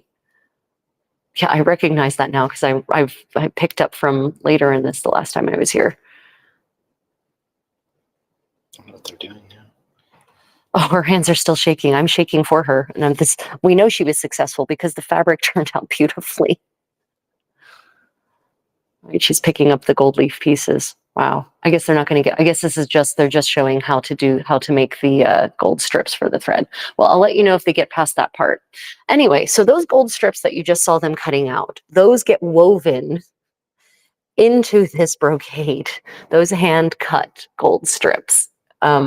Yeah, so you can imagine the labor of love this must have been, because they had to do two different batches. They had to do the red for the body, and then by studying the dye stuff, they found out that the collar was actually a different color. So they needed two colors of this brocade in order to accomplish this. And those are cloud and bird designs. So you can actually, you may or may not be able to see, because it's very stylized, right? Clouds and birds are very auspicious creatures of the heavens and all that. They might be able to see it on there. Right, but they've specifically included Korea era pottery that has cloud and birds designs, celadon, that has cloud and bird designs on it, so you can maybe see the pattern a little more clearly, because especially in the center of this probably soju jar, possibly wine, but also possibly soju, you can really see it. So yeah, this garment is also slit up the sides. This jeogori is also slit up to where about her natural waist would be. And, you know, again, I read this fashion historian claiming must be a sign that it's a ceremonial garment. Again, I say bullshit. I say if you actually wear these garments and you try to sit in the floor on one that's seamed shut at the sides, it's going to be much easier to get up and down if it's open. Also, if it's open at the sides, then it's going to actually like fall down into these nice little pleats here in the front of your waist. And then you'll have that lovely silhouette.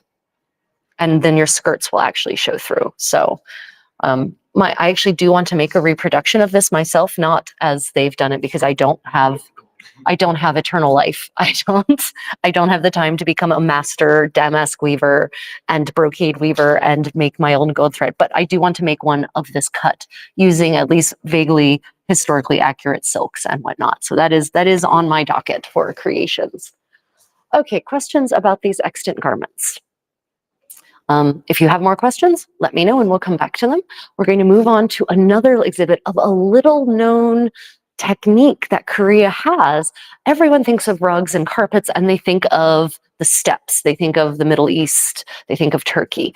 But Korea had its own rug weaving art. And the problem is that most of these haven't survived. And so we imagine historical Korean spaces, medieval Korean spaces, and we imagine just a polished wooden floor. But that's not true. We're missing a big part of it. The big part is these amazingly stunning carpets, right? And they actually have here a depiction of someone actually sitting on one of these carpets. You know, once you find an extant piece suddenly and you start looking in the art, suddenly you'll see it. Now this one dates to the 19th century. And I believe, if I recall correctly, these are woven of wool and cotton. Yeah, it looks like it, but you know, you might look at this and think it's a blanket. No, this is a rug. This goes on the floor. And the technique is now called Joseon, which basically modam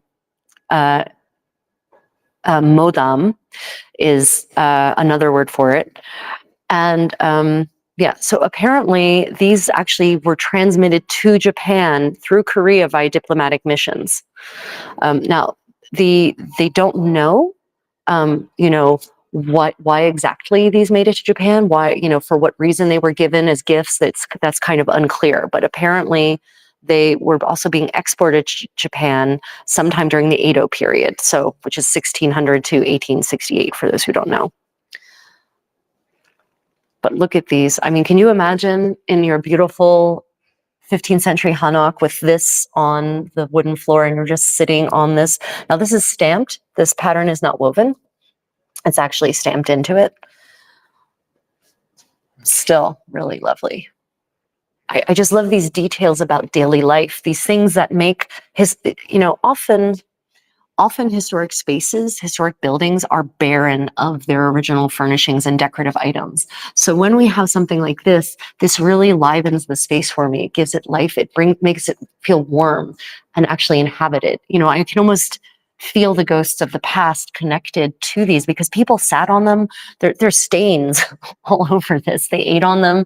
They probably spilled their wine on them. God knows what other things they spilled on them, right? So this is like a literal tangible connection to the past, which for me as a living historian is very exciting. I really love this one in particular, the motif.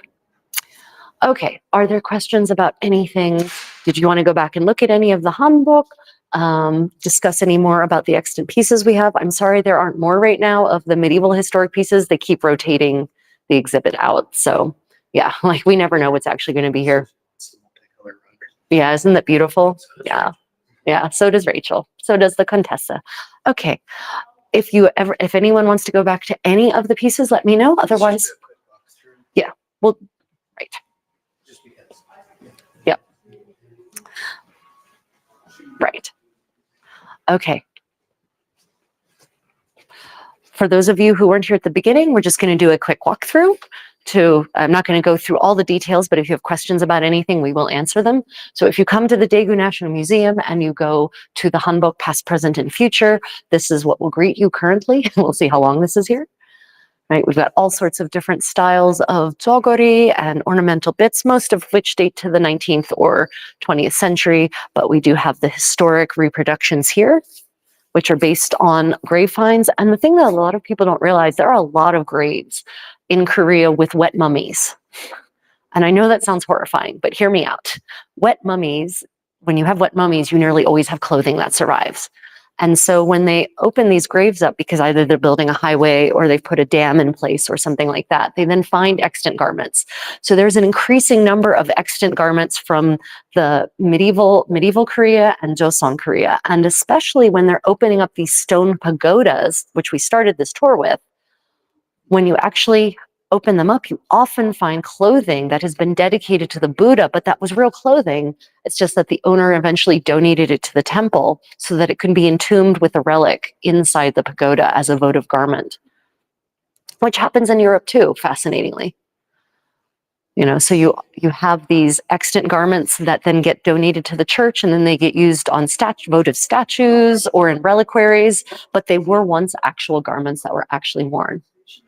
So yeah, we're just doing a quick turbo walkthrough of the pieces in the Hanbok collection. If you see anything you want to look at more closely, just let me know.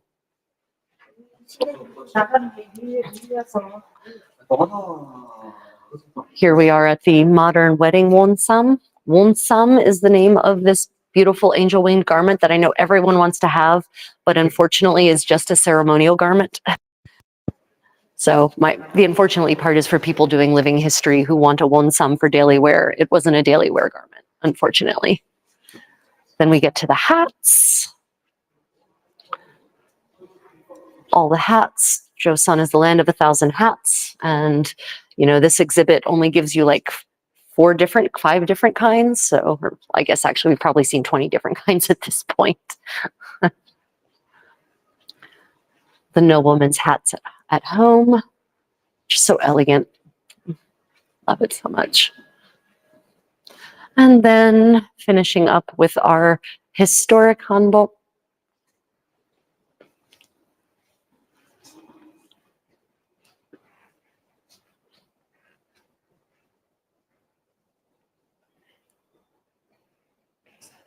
Yes. Okay. Yeah, I was just reading the sign. That was actually a sign. Yep. So here we are at the extant garments. Okay. Well, everyone, are there any final questions about hanbok, historical hanbok, extant pieces that we have? Just let me know. Did we want to go on to the other parts of the museum? Yeah. So there's a special exhibit on incense burners. Yeah. Great. Let's go. Okay. If you have questions, let us know. We're moving on to the next part. The special exhibit. Oh no, is the special exhibit closed? I was so excited.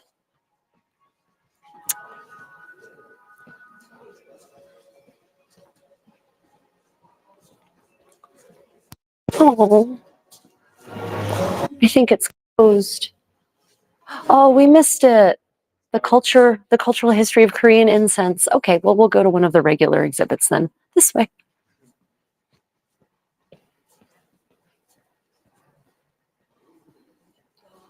Oh, 감사합니다. Okay. Digital art zone. Okay. Oh, right, this part that has, right, nothing in English. But thankfully, I actually recognize some of these pieces, so it doesn't matter that none of it's in English. Oh, this is another private donation collection, right? So in Korea, often we have people with extreme wealth who collect historical pieces and then donate to them to museums. So these are such pieces, and these are all Shilla era. So these are actually, this is all relating to equestrians. So for my equestrians out there, this is tack bling. These would go on your bridle, on your barding, on your saddles, on your reins. Yeah, so these are all found in graves. This is the kind of stuff you can find if you dig around in the ground here in Korea. Nicholas says your dress is really pretty. Oh, thank you, Nicholas. I am today dressed in my 17th century style Reimi Hanbok, which means chima is around the waist and the jeogori is long to the waist as well. And it has these insets in it. So that's a sign of a 17th century style hanbok. Late 17th, early 18th century. Yeah, oh, here we have some extant swords from the Shilla era. So first half of the first millennium. And still with wooden sheaths even, which is pretty impressive. So the camera got all bound up. Yeah, that any of this wood survives is quite remarkable. And actually, you can see some of the pieces. So if we look at this wall redrawing, it's important though, because some of these pieces you can actually see over here, and if you don't have the drawing, then you might not know what they are. So you see these bits that kind of top the posts, ornamental post toppers on a wagon, or ornamental ends on a parasol for the wagon, right? We find those in the record, and you might just find this thing and wonder, what is it? Well, if you have a drawing like this, or a painting, or a tomb mural, or pottery design, then you can actually figure out what a lot of these random metal bits are. It's a pretty cool application for art, I think. Trust me, she's not. That's a whetstone. Yep.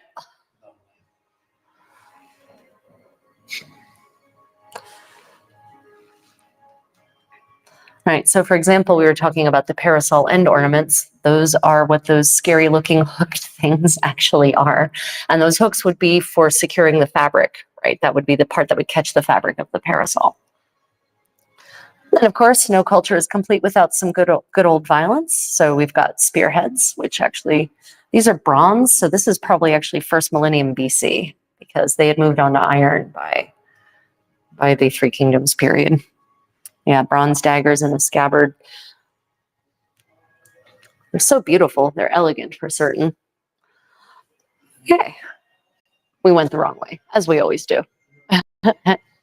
Moving on to the next part.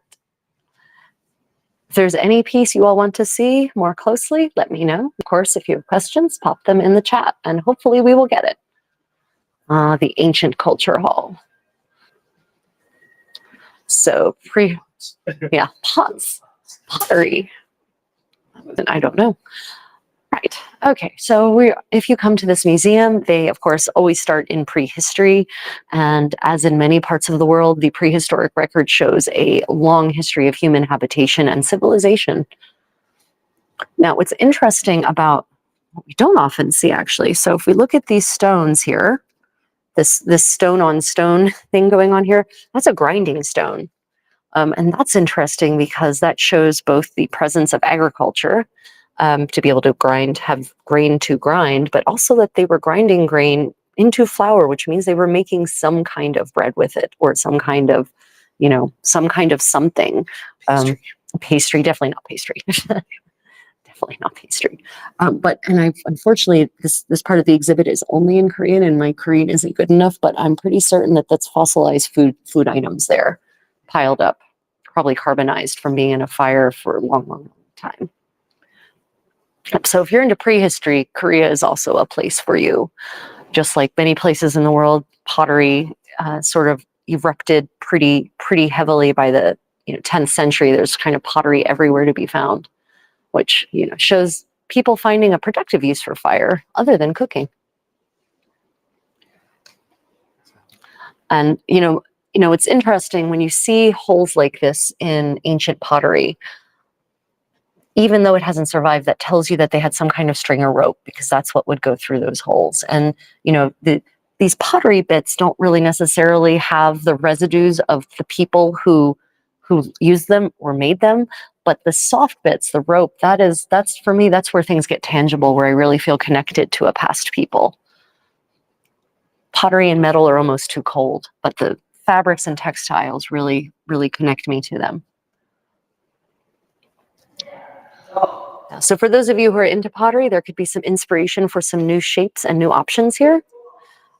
Vessels like this we often find in tombs, this kind of vessel stand shape, and it's possible in later Korea, not modern, not even modern, later Korea, like the last 2,000 years, at least, these kinds of vessels you find in tombs, and they're used in funerary rites.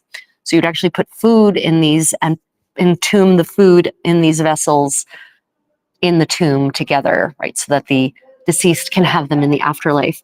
Now, this is so far back that who knows if that's how they were actually used, but it seems likely to me anyway. Susan says, in the Sheila Museum have similar gorgeous pottery. Oh yeah, so we just so you know, we're about 45 kilometers from Gyeongju as the crow flies. So this is all in the Gyeongju area, right? We are still in the greater Shilla sphere of influence here.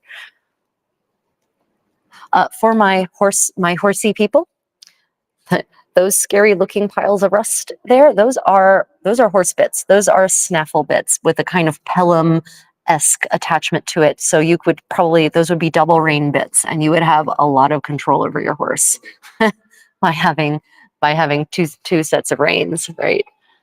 For those of you who ride, you know whereof I speak. It's just a club. Actually, That was a previous book. it is not, yeah. Right. So, you know, the metal work that you find in some of these areas is really intricate. Like, look at 11. That's gorgeous. And that is no, that is, wow, okay, that's interesting. It claims it's a Chinese, so this apparently, right, okay, this is a buckle. Number 11 is a buckle, right? Yeah, that's pretty beautiful. I would wear a belt buckle like that. Also, I could probably kill someone with a belt buckle like that. Oh, yeah, look at those buckles. Wow, those are gorgeous. 13. So this is kind of evidence of the trade routes, even in this era, being the trade ties with China being extreme, because these were made in China. And then they were imported here and probably worn here, and then they were buried here. So, you know, yes, I know China is not necessarily that far, but still, you know, this is an era when you have to go by foot or go by horseback. So yeah, those are pretty beautiful. Look at the detail on this. That cute little horse with its tail all bound up for war. And then of course, you know, a tiger, as is the most manly of symbols of real animals anyway. Dragon is the most manly of symbols, but not a real animal. Yeah, these jars are pretty cool. Yeah, this when off. So these are burial urns. They put whole bodies in these. These are not food storage urns. Yeah, I would fit easily, handily in any of these. Well, okay, some of them I would only fit if you put me in pieces, but okay, not all of them are burial urns. These big boys right here are burial urns, apparently, according to what I read. Which is an interesting way of entombing people. Very eco-friendly. Pottery is, you know, pretty good for the soil, as it were. Right, for my horsey people, this is more beautiful bits of tack that have been excavated relatively close to here. Again, Shilla era, so we're talking like probably 5th, 6th century AD, and that is also a horse pit. That is a horse. Wow, you're gonna have a lot of control over a horse with leverage like that. Yeah. And now we get into armor, right? So here, for those of you who are into the medieval martial arts, here we have bracers, basically. So that would go on the forearm, and the round bit would protect your elbow. Yes, they probably did braid the mane for war. Oh, yeah. Question, did they braid horses' manes and tails for war? Yes. I can't imagine they wouldn't. It would make no sense not to. We're in the period of lamellar style armor, meaning you have lamellae, the plates that are all kind of stitched together. It provides pretty decent protection and good flexibility. That's unexpected. But the reconstruction. Yeah. Or the extremely long ring sword. Right. Okay, this ring sword is... This is this is the longest ring sword I have ever seen. What's the number on it? Does it have a number? No, there's something weird happened here. This part of the exhibit is missing stuff. See, there's nothing here about this reconstruction. This is the first proper reconstruction I've seen of the lamellar armor to show you how they think it went together. So apparently the current theory is that it wasn't just laced together, it was laced together over leather strips, which would make sense. That would definitely provide even more. That explains the imagery that I've seen too. Right. It looks like that. Right. I was wondering how they got that. So apparently this is the current theory. Now, I don't know. It's probably because they actually found bits of leather intact on the lamellar plates. And so they deduced from that this would be the construction method. It makes sense. It would definitely provide, otherwise you're lacing plates to plates. And they do that too, but it definitely makes sense to have that extra layer to provide strength to something that's going to get the hell beaten out of it pretty heavily. Yeah. And of course we have Yeah, more weapons of war, spears, some very, very nasty looking arrowheads. Look at those things. Oof, I would not want to be the recipient of any of these. These would be, I mean, not happy, but those would be terrible. Those ones would be really terrible. The axe. Oh wait, what are you looking at? Yeah, the middle, bottom arrowheads, the huge heads. Those aren't arrowheads. Those aren't? No, those are not arrowheads. Those are like spear tips. No, those are not arrowheads. Oh, look at that. Look at the beautiful filigree on that helmet. That's really lovely. 6th century. Yeah. This is all Sheila era. So first millennium, first half of the first millennium, basically. Gold. We're in the Sheila. We're basically in the greater sphere of influence of the Sheila, but this was not the capital of Sheila, so the finds are not quite as splendid as they are over in Gyeongju. A little bit hard to see, so we'll kind of go through them. If you want us to try and focus, just ask. So apparently the current theory on the so-called earrings seems to be that people had pierced ears, but that they ran strings or ribbons through the rings to attach them into the holes in their ears. I don't know that, I mean, maybe? It seems like it would be uncomfortable though. You don't see anything in the artwork to make it look like they've opened the earlobes to. Yeah, I'd be interested to know if they're basing that assumption that people did in fact pierce their ear on anything concrete or just pure supposition. Oh, that was kind of cool. So all of these are gilt bronze, right? So it's got a bronze base and then it's gilt with gold leaf over top of that. And that's because this is not the court, this is not the center of power of the Sheila dynasty. But still, the aristocrats like to dress up. So this is how aristocrats would bling themselves up, not royalty. Interesting to think of aristocrats wearing what to us seem pretty large crowns, but then when you see the ones from Gyeongju, you realize you're wrong.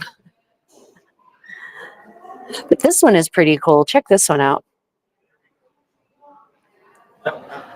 Yeah, this one is completely different from any of the other crowns or coronets I've seen excavated in this era. It really almost feels like some aristocrat was saying, I will be different. And he went to a goldsmith and he said, make me something splendid and different. Yeah, we've got children incoming. We've got children incoming. Yeah, flee, flee. Of course, bling, ever a human preoccupation. But what's interesting here is they found spindle whorls, which are up there, and they've taken the time to actually show you a reconstruction of the spindle whorl, I think using an extant one actually, so that you would understand how it functioned. For those of you who don't spin and you wonder what a spindle whorl is, it's the thing that creates the weight and allows the spin to actually happen.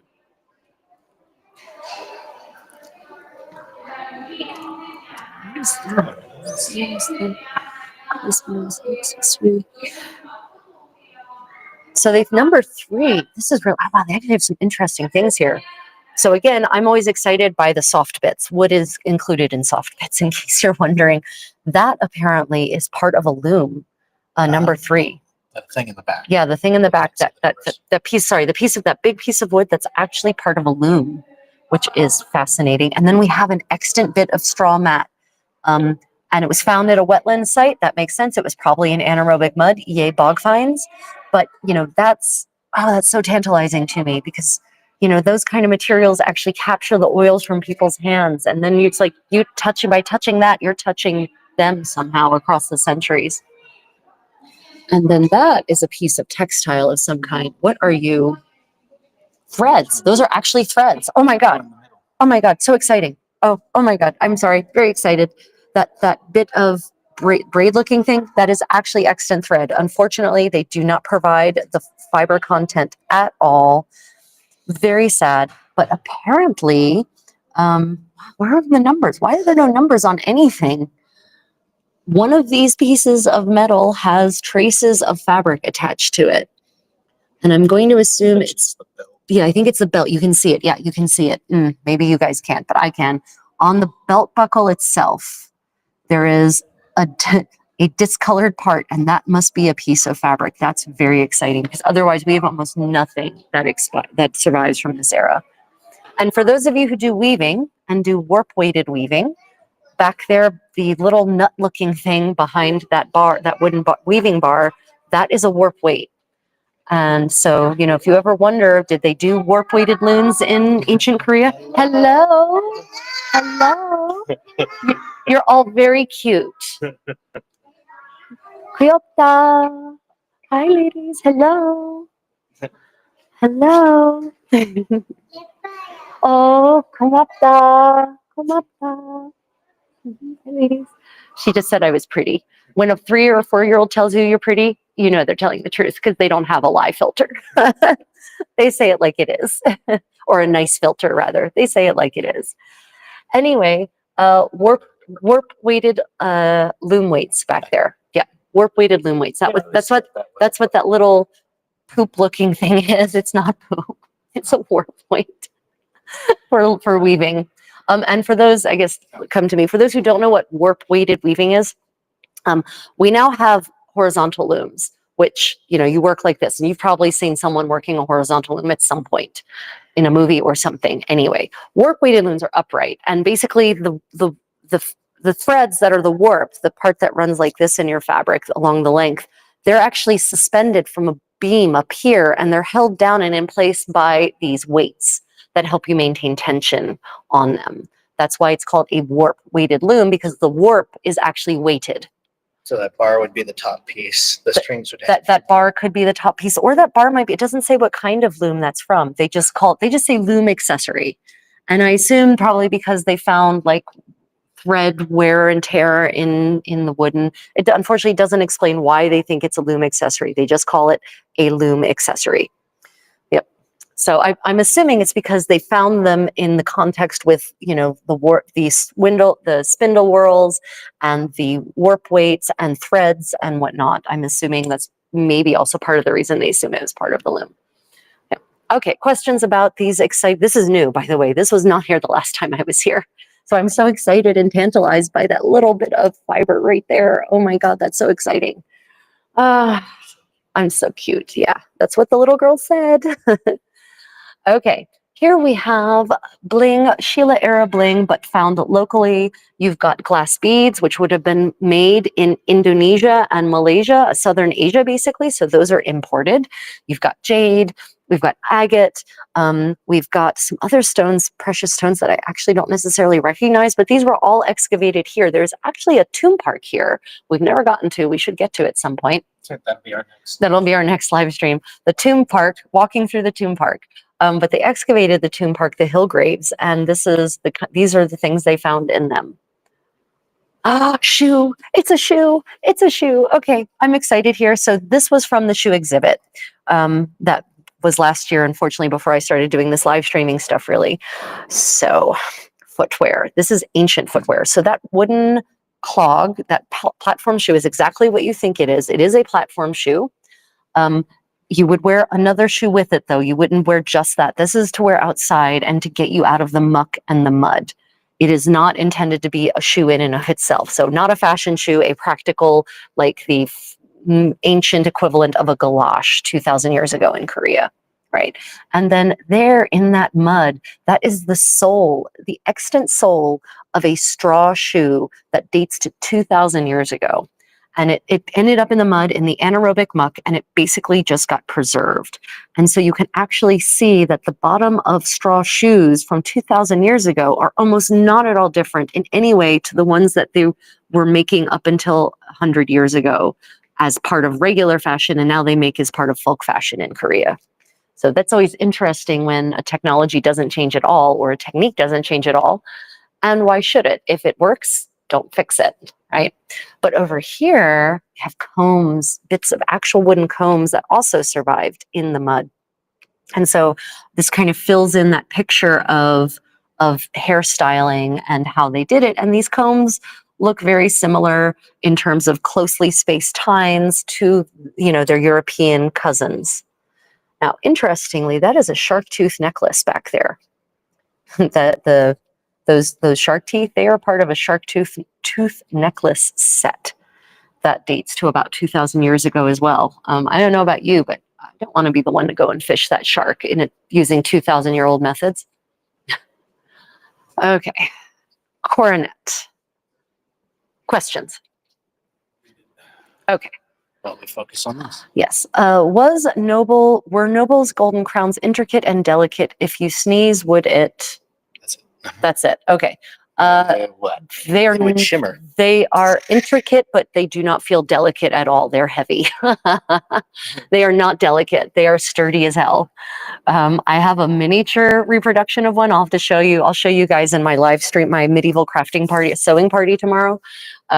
Yeah, they're not delicate. Remind us. Remind me to show you, and I'll even put it on my head and then tell you what a headache it gives me almost immediately. Not delicate, intricate, but not delicate. For my pottery fans, they just got such fun pottery from the first millennium in Korea. I just love this ship so much.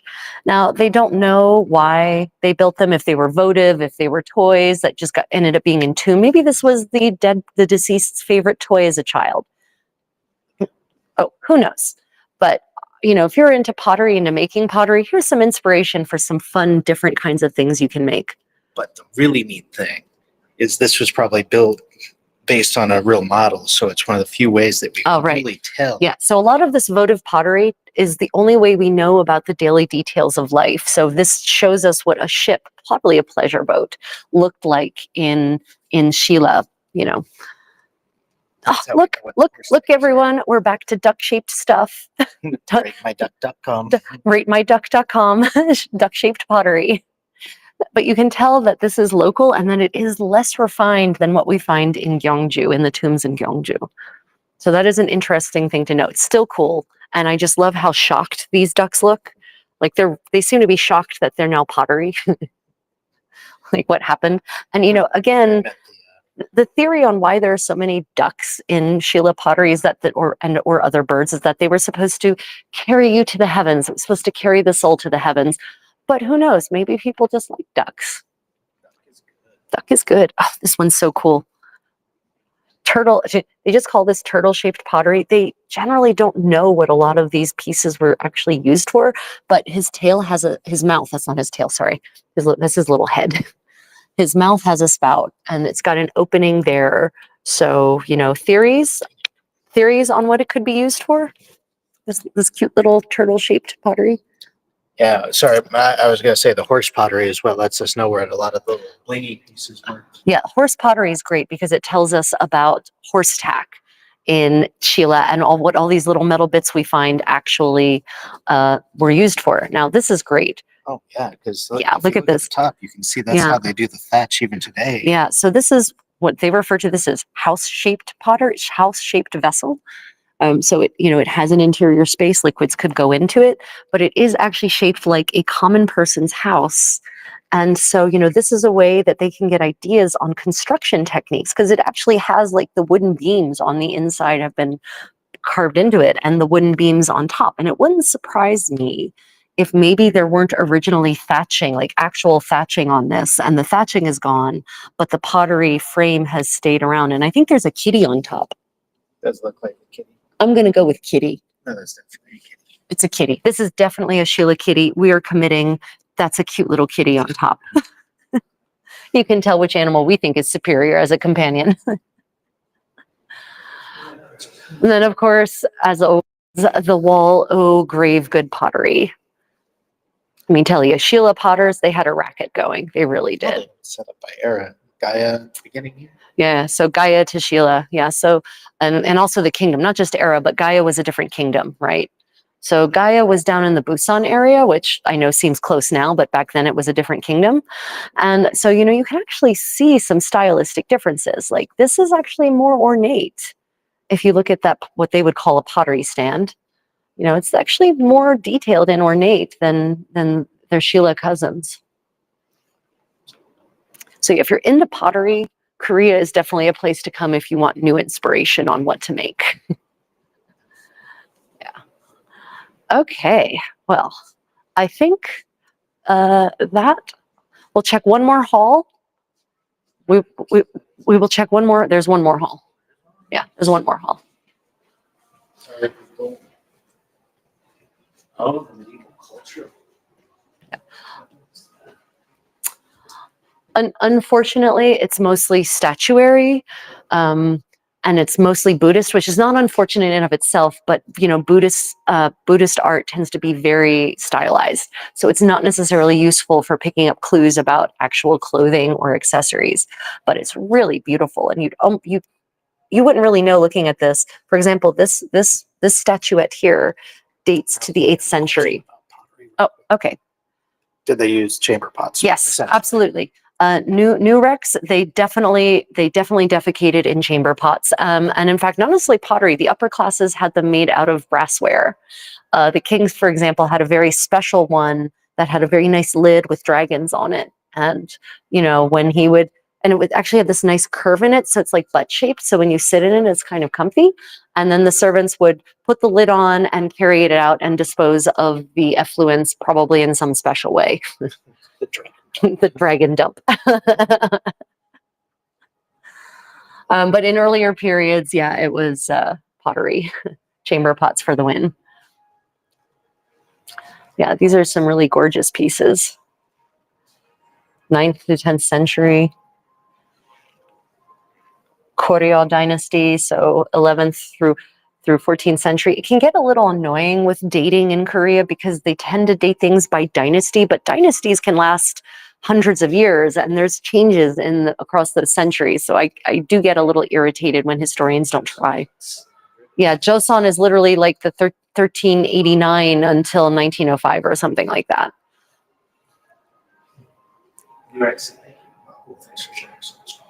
Oh, well, thank you all for joining me today. And if you're enjoying, don't forget to like and subscribe. Okay, so here we have, send a ruby, weirdly. I know, we just recently learned about rubies or diamonds or something. Anyway, the pensive bodhisattva. So I love this one because it's very, you actually see the pensiveness in the way this person is sitting there and thinking. The pose is so modern, so contemporary, it's so human that we can actually relate to this bodhisattva, which is kind of like a Buddhist saint, a pre-ascension Buddha, basically, just sitting there pondering, right? But this is a real person. This isn't some mythical figure. I've been there. Have you have any of you not assumed this position of pensiveness while pondering the weight of the universe and, nirvana? Last night. Right. And here we have another example of this pensive state, right? The pensive bodhisattva. 7th century. So these date back pretty far. These are pretty cool. And if you study Buddhism and if you study Buddhist art, one of the things you need to do, and I need to get better at, is learning the different hand positions. So depending on the hand position, it actually shows Buddha in a different stage of Buddha's journey, and also pre-nirvana, post-nirvana, that kind of thing. So I need to get better at that. It's just like learning all of the saints' martyrdom objects and symbolism in Western art. These are gongs, ceremonial gongs, which, who doesn't need a good gong, especially if you have children? Bells, the beautiful bells. There is, if you come to Korea, you must go to one of the historic temples and just wait for them to ring the bells and hear the sound resonating over the mountains. Let's go to Suwon. If you go to Suwon, you can ring a giant ancient bell yourself with a giant ringer. You can really get 3,000. you pay 3,000 won for 3 strikes of the bell.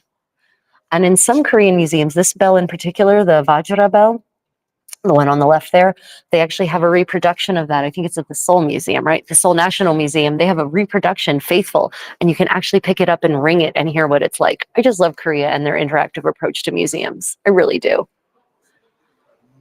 Okay, yeah. So Joseon was an extremely literate society, not in the sense of everyone was literate, but in the sense that the people who did read a lot. The scholars spent hours upon hours every day, their whole lives, continuing their studies. And they have printing, right? Printing is not a Western invention, it's an Eastern invention, and they've been printing for over 2,000 years in Korea. So they have a lot of books dating back pretty far. They call that a scepter, but I think those are reading, they call that a scepter, but I think it was actually a reading, like a no, that's a coronet. Number one. Oh, number one. No, I've seen that in ceremonial portraits. So here, if you all look, we've got some items of official clothing here. You've got, this is a coronet, so for official use only. You don't, just wear this anytime you want. And then that's a belt for an official to wear, and that's not a king or a royal coronet. That's for one of the upper level bureaucrats, what we might call them. But what's interesting about it is the horsehair parts have actually survived, which doesn't always happen. So you can see the metalwork, but then also the horsehair parts as well. Seems to be mid-Joseon based on the records. And the problem with, so here we have art, and I can briefly give you my lecture about the dangers of art and art history when you are using it to inform fashion. So Joseon style painting is extremely conservative. Court painting, official painting is as well. There's a, oh, no, it's not. He's sitting on a leopard skin. Oh, he's sitting on Yeah, no, okay. Okay, I retract it. Okay, anyway, art. So not only did official garments not change very much or at all over the centuries, but the style of painting didn't either. So what that means is, if paintings caught on fire and burnt up, and they did all the time in Joseon, they would recreate them, and they would basically keep them exactly the same way as they were before, but they would paint the person, say the person's lived in 1600, they're repainting in 1800, they're going to repaint them in how they know people dress now in 1800. So even if it's a portrait of such and such a king from 700 years ago, the portrait is probably not from 700 years ago and does not reflect 700 years ago practices, might not even look at all like that king did. So you have to know when it was painted. So you have to know when it was painted to understand what is actually happening in the paintings. Yeah, so these they had extant rank badges here, but I think they have they've been sent elsewhere. But yeah, you've got No, I mean, they had the original. These are reproductions. Oh. Yeah. Number one say even a reproduction? Oh, that one looks old. No, sorry. The tiger ones are reproductions. Number one is late Joseon, so late 19th century. Dang it. It happened again. You did it. You showed the message. I don't want to show the message. It's amazing how well preserved they are for the age and how they survived, all considering how Imperial Japan tried to destroy Japanese culture. Yeah, absolutely. Honestly, that anything has survived at all is remarkable. So many levels. Yeah, Japan, when Japan occupied Korea, they tried hard to make this Japan, really hard. But for those who missed my lecture on rank badges, if you can see where this would go, this official is wearing a rank badge. He has 2 cranes, so he's very high ranking. I think that might be second or third rank, maybe third. Yeah, second rank, I think. 1 crane is a lower rank, but if it's an air creature, a bird, then that's a bureaucrat. That's a civil servant. If it's a quadruped like these leopards here, those are soldiers. Those are men at arms. So generals would have quadrupeds, especially 2 quadrupeds on their rank badge, right? And remember, if it's a square rank badge, not royalty. If it's a round rank badge, royalty. These are personal. Yeah, and these are identification tags, and everyone in Joseon had one, and it had your name on it, it had your rank on it, and I think it had where you're from, where you were born, and hypothetically, you were always supposed to have your identification tag on you at all times, and it should be demanded. It should be produced if demanded. But what I haven't read is what prevented people from counterfeiting them or how they protected against counterfeiting. So if you have an idea about that, let me know. In the comments, please. Okay, so here we have, these are brass seals, and they just say it with a figure of horses. These are late Joseon, and they've showed you both sides. So the horses are not the seal, that's just decorative. Heavenly horses are, a thing. But they do have one flipped over so you can actually see the seal. So that you would actually paint that and then use that to seal something. Yes. Did king's sons have different rank badges due to birth order? That's a good question. I don't think we've even seen that in the thing. Yeah, I don't think I haven't. Only like 2. Yeah, I haven't seen anything about king's sons having, because it wasn't necessarily about birth order. The crown prince was not always or even often the firstborn son. The crown prince was actually chosen and appointed, and so you could appoint them from amongst a variety of sons, including concubine sons. So I don't think so. in fact.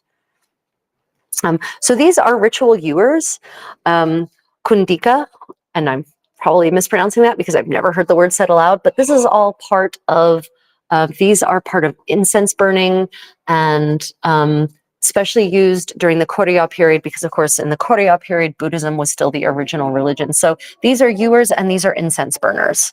Ewers are for water, for sprinkling water, for applying water, and then look at these beautiful incense burners. Of course, you would light the incense, and there's a couple of ways this could work. They didn't necessarily have incense sticks, but they had lumps of incense, and they would light the lumps of incense, and they would go inside this beautiful container, and then you put the lid on, and then the incense comes out in these designs through those holes. So it creates a really mystical effect. Also prevents you from suffocating on your incense. Right. Oh, look at this gorgeous piece of, look at this gorgeous container from the Goryeo dynasty. Isn't that beautiful? Oh my gosh. Wow. So you would hardly know that this thing is 700 or 800 years old. I would store all kinds of things in that. Lots of things. No, I think it probably has I think this was probably used to store smaller containers with cosmetics and skin creams in them. That's what I meant. Yeah. Okay. This is a hair ornament from Goryeo. Those of you doing a noble woman's impression from the Goryeo dynasty, just imagine that basically stuck into the bun, the way your hair, just what a beautiful effect that would be. Oh, so gorgeous. I do love the bling. Sure, the Crown Prince badge is different from his other brothers. I don't think so. The Crown Prince badge, Versus the other brothers. I can't answer that. No, I definitely can't answer that. What's that? Wow. Okay, so here, these are this is a reliquary. So I talked about the pagodas, the pagoda we started this tour with. Inside of the pagodas, they find things like this. That is a reliquary. So it's a beautiful gilt container, and inside of that is a little glass vial, which could have ashes in it from some revered monk, or possibly someone might claim Buddha's ashes. And then that is sealed up and then put inside of those stone pagodas. So that's an example of, how spirituality and religiosity were expressed in the Goryeo dynasty. Now, once Taejo was a big Confucian. So he basically quashed Buddhism as a religious state religion as much as possible. Oh my God. Look at this gorgeous thing. So this is the United Shila period. Yeah, Unified Shila period. Yeah. So this probably dates to the 6th or 7th century, and that piece of glass in there that has been imported. There's 2 pieces of glass in there. There's a glass vial inside of a beautiful glass cup right here. This will provide. Even though if this is a picture of it, you'll get a better picture. So we have this stunning blown glass vial. I mean, wow, inside of this amazing glass. And these come from Constantinople or thereabouts. So that shows you the kind of trade routes. We're talking 5th, 6th century AD in Korea, the edge of Asia, the eastern edge of Asia, basically. And that made it all the way from Rome, basically, either Western Rome or Eastern Rome, all the way to here, and survived. Isn't that stunning? I mean, wow. But look at also this gold work, the detail, the beauty of this little pagoda that houses this reliquary. It is so delicate and so much love. You can, I often feel craftsmen, they get over monetized. People feel, oh, well, they're just doing it to make money. But no, craftsmen, especially if it's the right kind of commission, really invest their souls into their creation. And as a craftsman myself, I can really feel the kind of heart that went into making this. So many delicate bits, so many tiny details that unfortunately I don't think you can see in the camera. I mean, pierced work on each little bezant, the tiny gold chain where each link was made by hand and perfectly wrought. You might be able to see better than I can, actually. This really looks like a stylized pavilion from this era. And it's pieces like this that give archaeologists a clue as to how the wooden structures may have looked. So when they're doing reconstructions of Shila era buildings, which they are, they look at things like this to get an idea for how the railing might look or the motifs that would be built into the wood. So again, a way in which even religious art can be used to help us inform daily life in the era. I think, Yeah. perfume bottles look like. Perfume bottles. What, I'm sorry, was that a question? Do we know what perfume bottles from that era? We do not, but I'm going to assume that the glass ones were not used by everyone. No, actually, we don't know. I have not seen anything specifically about perfume containers or bottles from this era, or even the practice of perfuming specifically. Votive pagodas. Yeah, so these are miniatures of the real deal, which some of these are quite large indeed, like 30, 35, 40 feet tall. Really impressive structures. Question? 14%. Okay, yeah. Okay, so this is not a religious item. This is just a candlestick, happily. So you can imagine that probably a pillar candle would have gone on top of this. It's really beautiful though, and it looks a lot like its European cousins, which could be accidental, and it's probably accidental, but still. I love finding these connections between East and West. Marriage geese. Yeah. So now we're moving into Joseon for certain, and mid-Joseon. This is a wedding goose. People say they're ducks. They are not ducks. They are geese. It's a special kind of goose, right? And you would actually have a pair of these on a wedding because they're supposed to mate for life, supposedly, even though that's not true, but whatever. But what's interesting is on number 4 is a piece of clothing for men. That is a top knot cover. Yep, that little guy, maybe you can get closer. I've got to figure out a way to zoom in. There's got to be a way to zoom in. We just have to figure it out. There must be a way. Maybe if we connect it to the Bluetooth, we could actually do it. Anyway, that's a top knot cover. And, so men back then in Joseon had long hair, and they would be neatly kept up inside on a top knot, and the top knot would then be covered for extra neatness. Now, what's very interesting is that they've shown you a bridal ceremony. This is a wedding ceremony that is taking place there in that depiction. And that is an original late 18th century drawing depicting that. So this is a way that we can get an idea of how people dressed, at least in that era. And you can see the differences. Well, I can see the differences between how modern Hanbok looks and Hanbok then. There you can definitely see the waists are at the waist. The jeogori are actually pretty short, coming just to the ribs basically, but showing the white band that they wear around their waist. Yeah. And then we're getting into later and later. Yeah, miniature pottery, which was not children's toys. They find these in tombs. They're pretty certain they're votive in nature. This is a table that was used in the Joseon dynasty specifically for the ancestral rites, for the memorial service. So this is where those food stands of food would be placed with lots of offerings, and hypothetically it's for the spirit of the deceased to come and eat them, but they wouldn't just let it rot. After they did the ceremony, then that would be the feast, the post-ceremony feast. They didn't just throw food away like that. Definitely not in Joseon. That's a gorgeous painting. That is a painting of a shrine that dates to the mid-Joseon dynasty. So it's showing you the parts that we no longer see in shrines, which is you can see the fabric, you can see the draping of a curtain that would be there, but that's all rotted away these days. So you don't get to see that anymore in modern shrines. Oh, really beautiful. Okay, well, we are about to die, and by that I don't mean us, I mean our devices. So we'll walk you out, and on the way out, if there are any questions, now's your time to ask them. Tomorrow morning, I will bring you up to speed on what we're doing for the rest of the weekend. Oh, shoes. Sorry, one more thing. Shoes. So for those of you who are interested in footwear, remember those shoe soles we saw in the Sheila era stuff? These are 20th century straw shoes.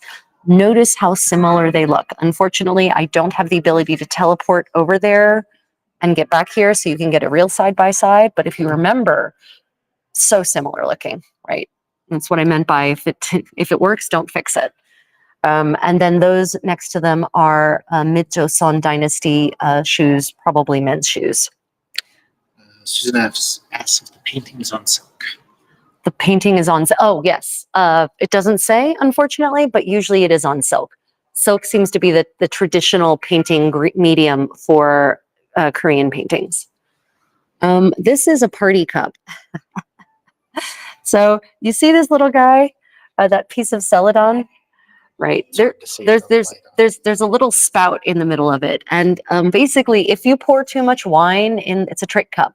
If you pour too much wine and you get overzealous in your drinking, their spout will actually allow it to drain out before it gets above a certain level, and you'll just spill wine all over yourself. So it's a fun party trick for those who know what's about to happen. Maybe not so fun for the person who doesn't understand what's about to befall them. But it's specifically to encourage modesty in the party culture that still persists to this day in Korea. Okay, well, are there any questions? A feast to celebrate the 60th wedding anniversary. Oh, wow. They're actually depicting so the 60th wedding, 60 is a pretty big deal in Joseon culture and traditional culture, 60th birthday or 60th anniversary. If you could make it to your 60th anniversary in Joseon, you were practically a god. And this actually depicts a genuine actual 60th anniversary that happened. They've kind of redrawn it a little bit, but not much. The groom greets the bride. Yeah, the groom greets the bride. So you can actually see what I was talking about the clothing, right? You can see the jeogori is long, and you can, but the waist, the skirts, the chima are definitely at waist level, right? Like mine. And, you know, you can see the various elements. So you can tell this is 18th century because of things like the wigs that are definitely not late Joseon in style. And also the full robes, the full sleeves. Boisterous celebration. Yeah. There's the white band too. Oh yeah, you can see the white band around the waist. Okay, well, final questions. I will tell you what's going on next.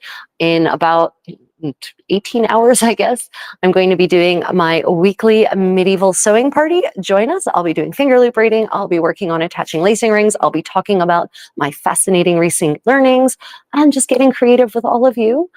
And then on Sunday morning, my time here in Seoul, or Saturday evening or middle of the night, depending on where you are in the world, I'll be doing my collaboration with Philip from Irish Medieval History on a medieval Irish textiles and fashion recent learnings from a great new book I just purchased. So if you're interested in medieval Irish costume, definitely tune into that.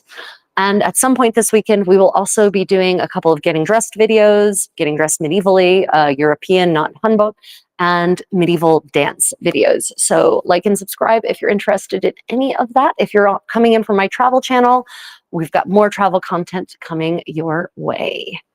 Okay, everyone. Any final questions, Handsome? Well then, everyone, don't forget to like and subscribe. And if you can, put a comment under the video after it posts, even if it's just an emoji. If you have questions and I didn't answer them, put them in the comments and I will get to them. Otherwise, from our location in Daegu to your location throughout the world, may your adventures be creative and unexpected. Bye, everyone. Stay creative.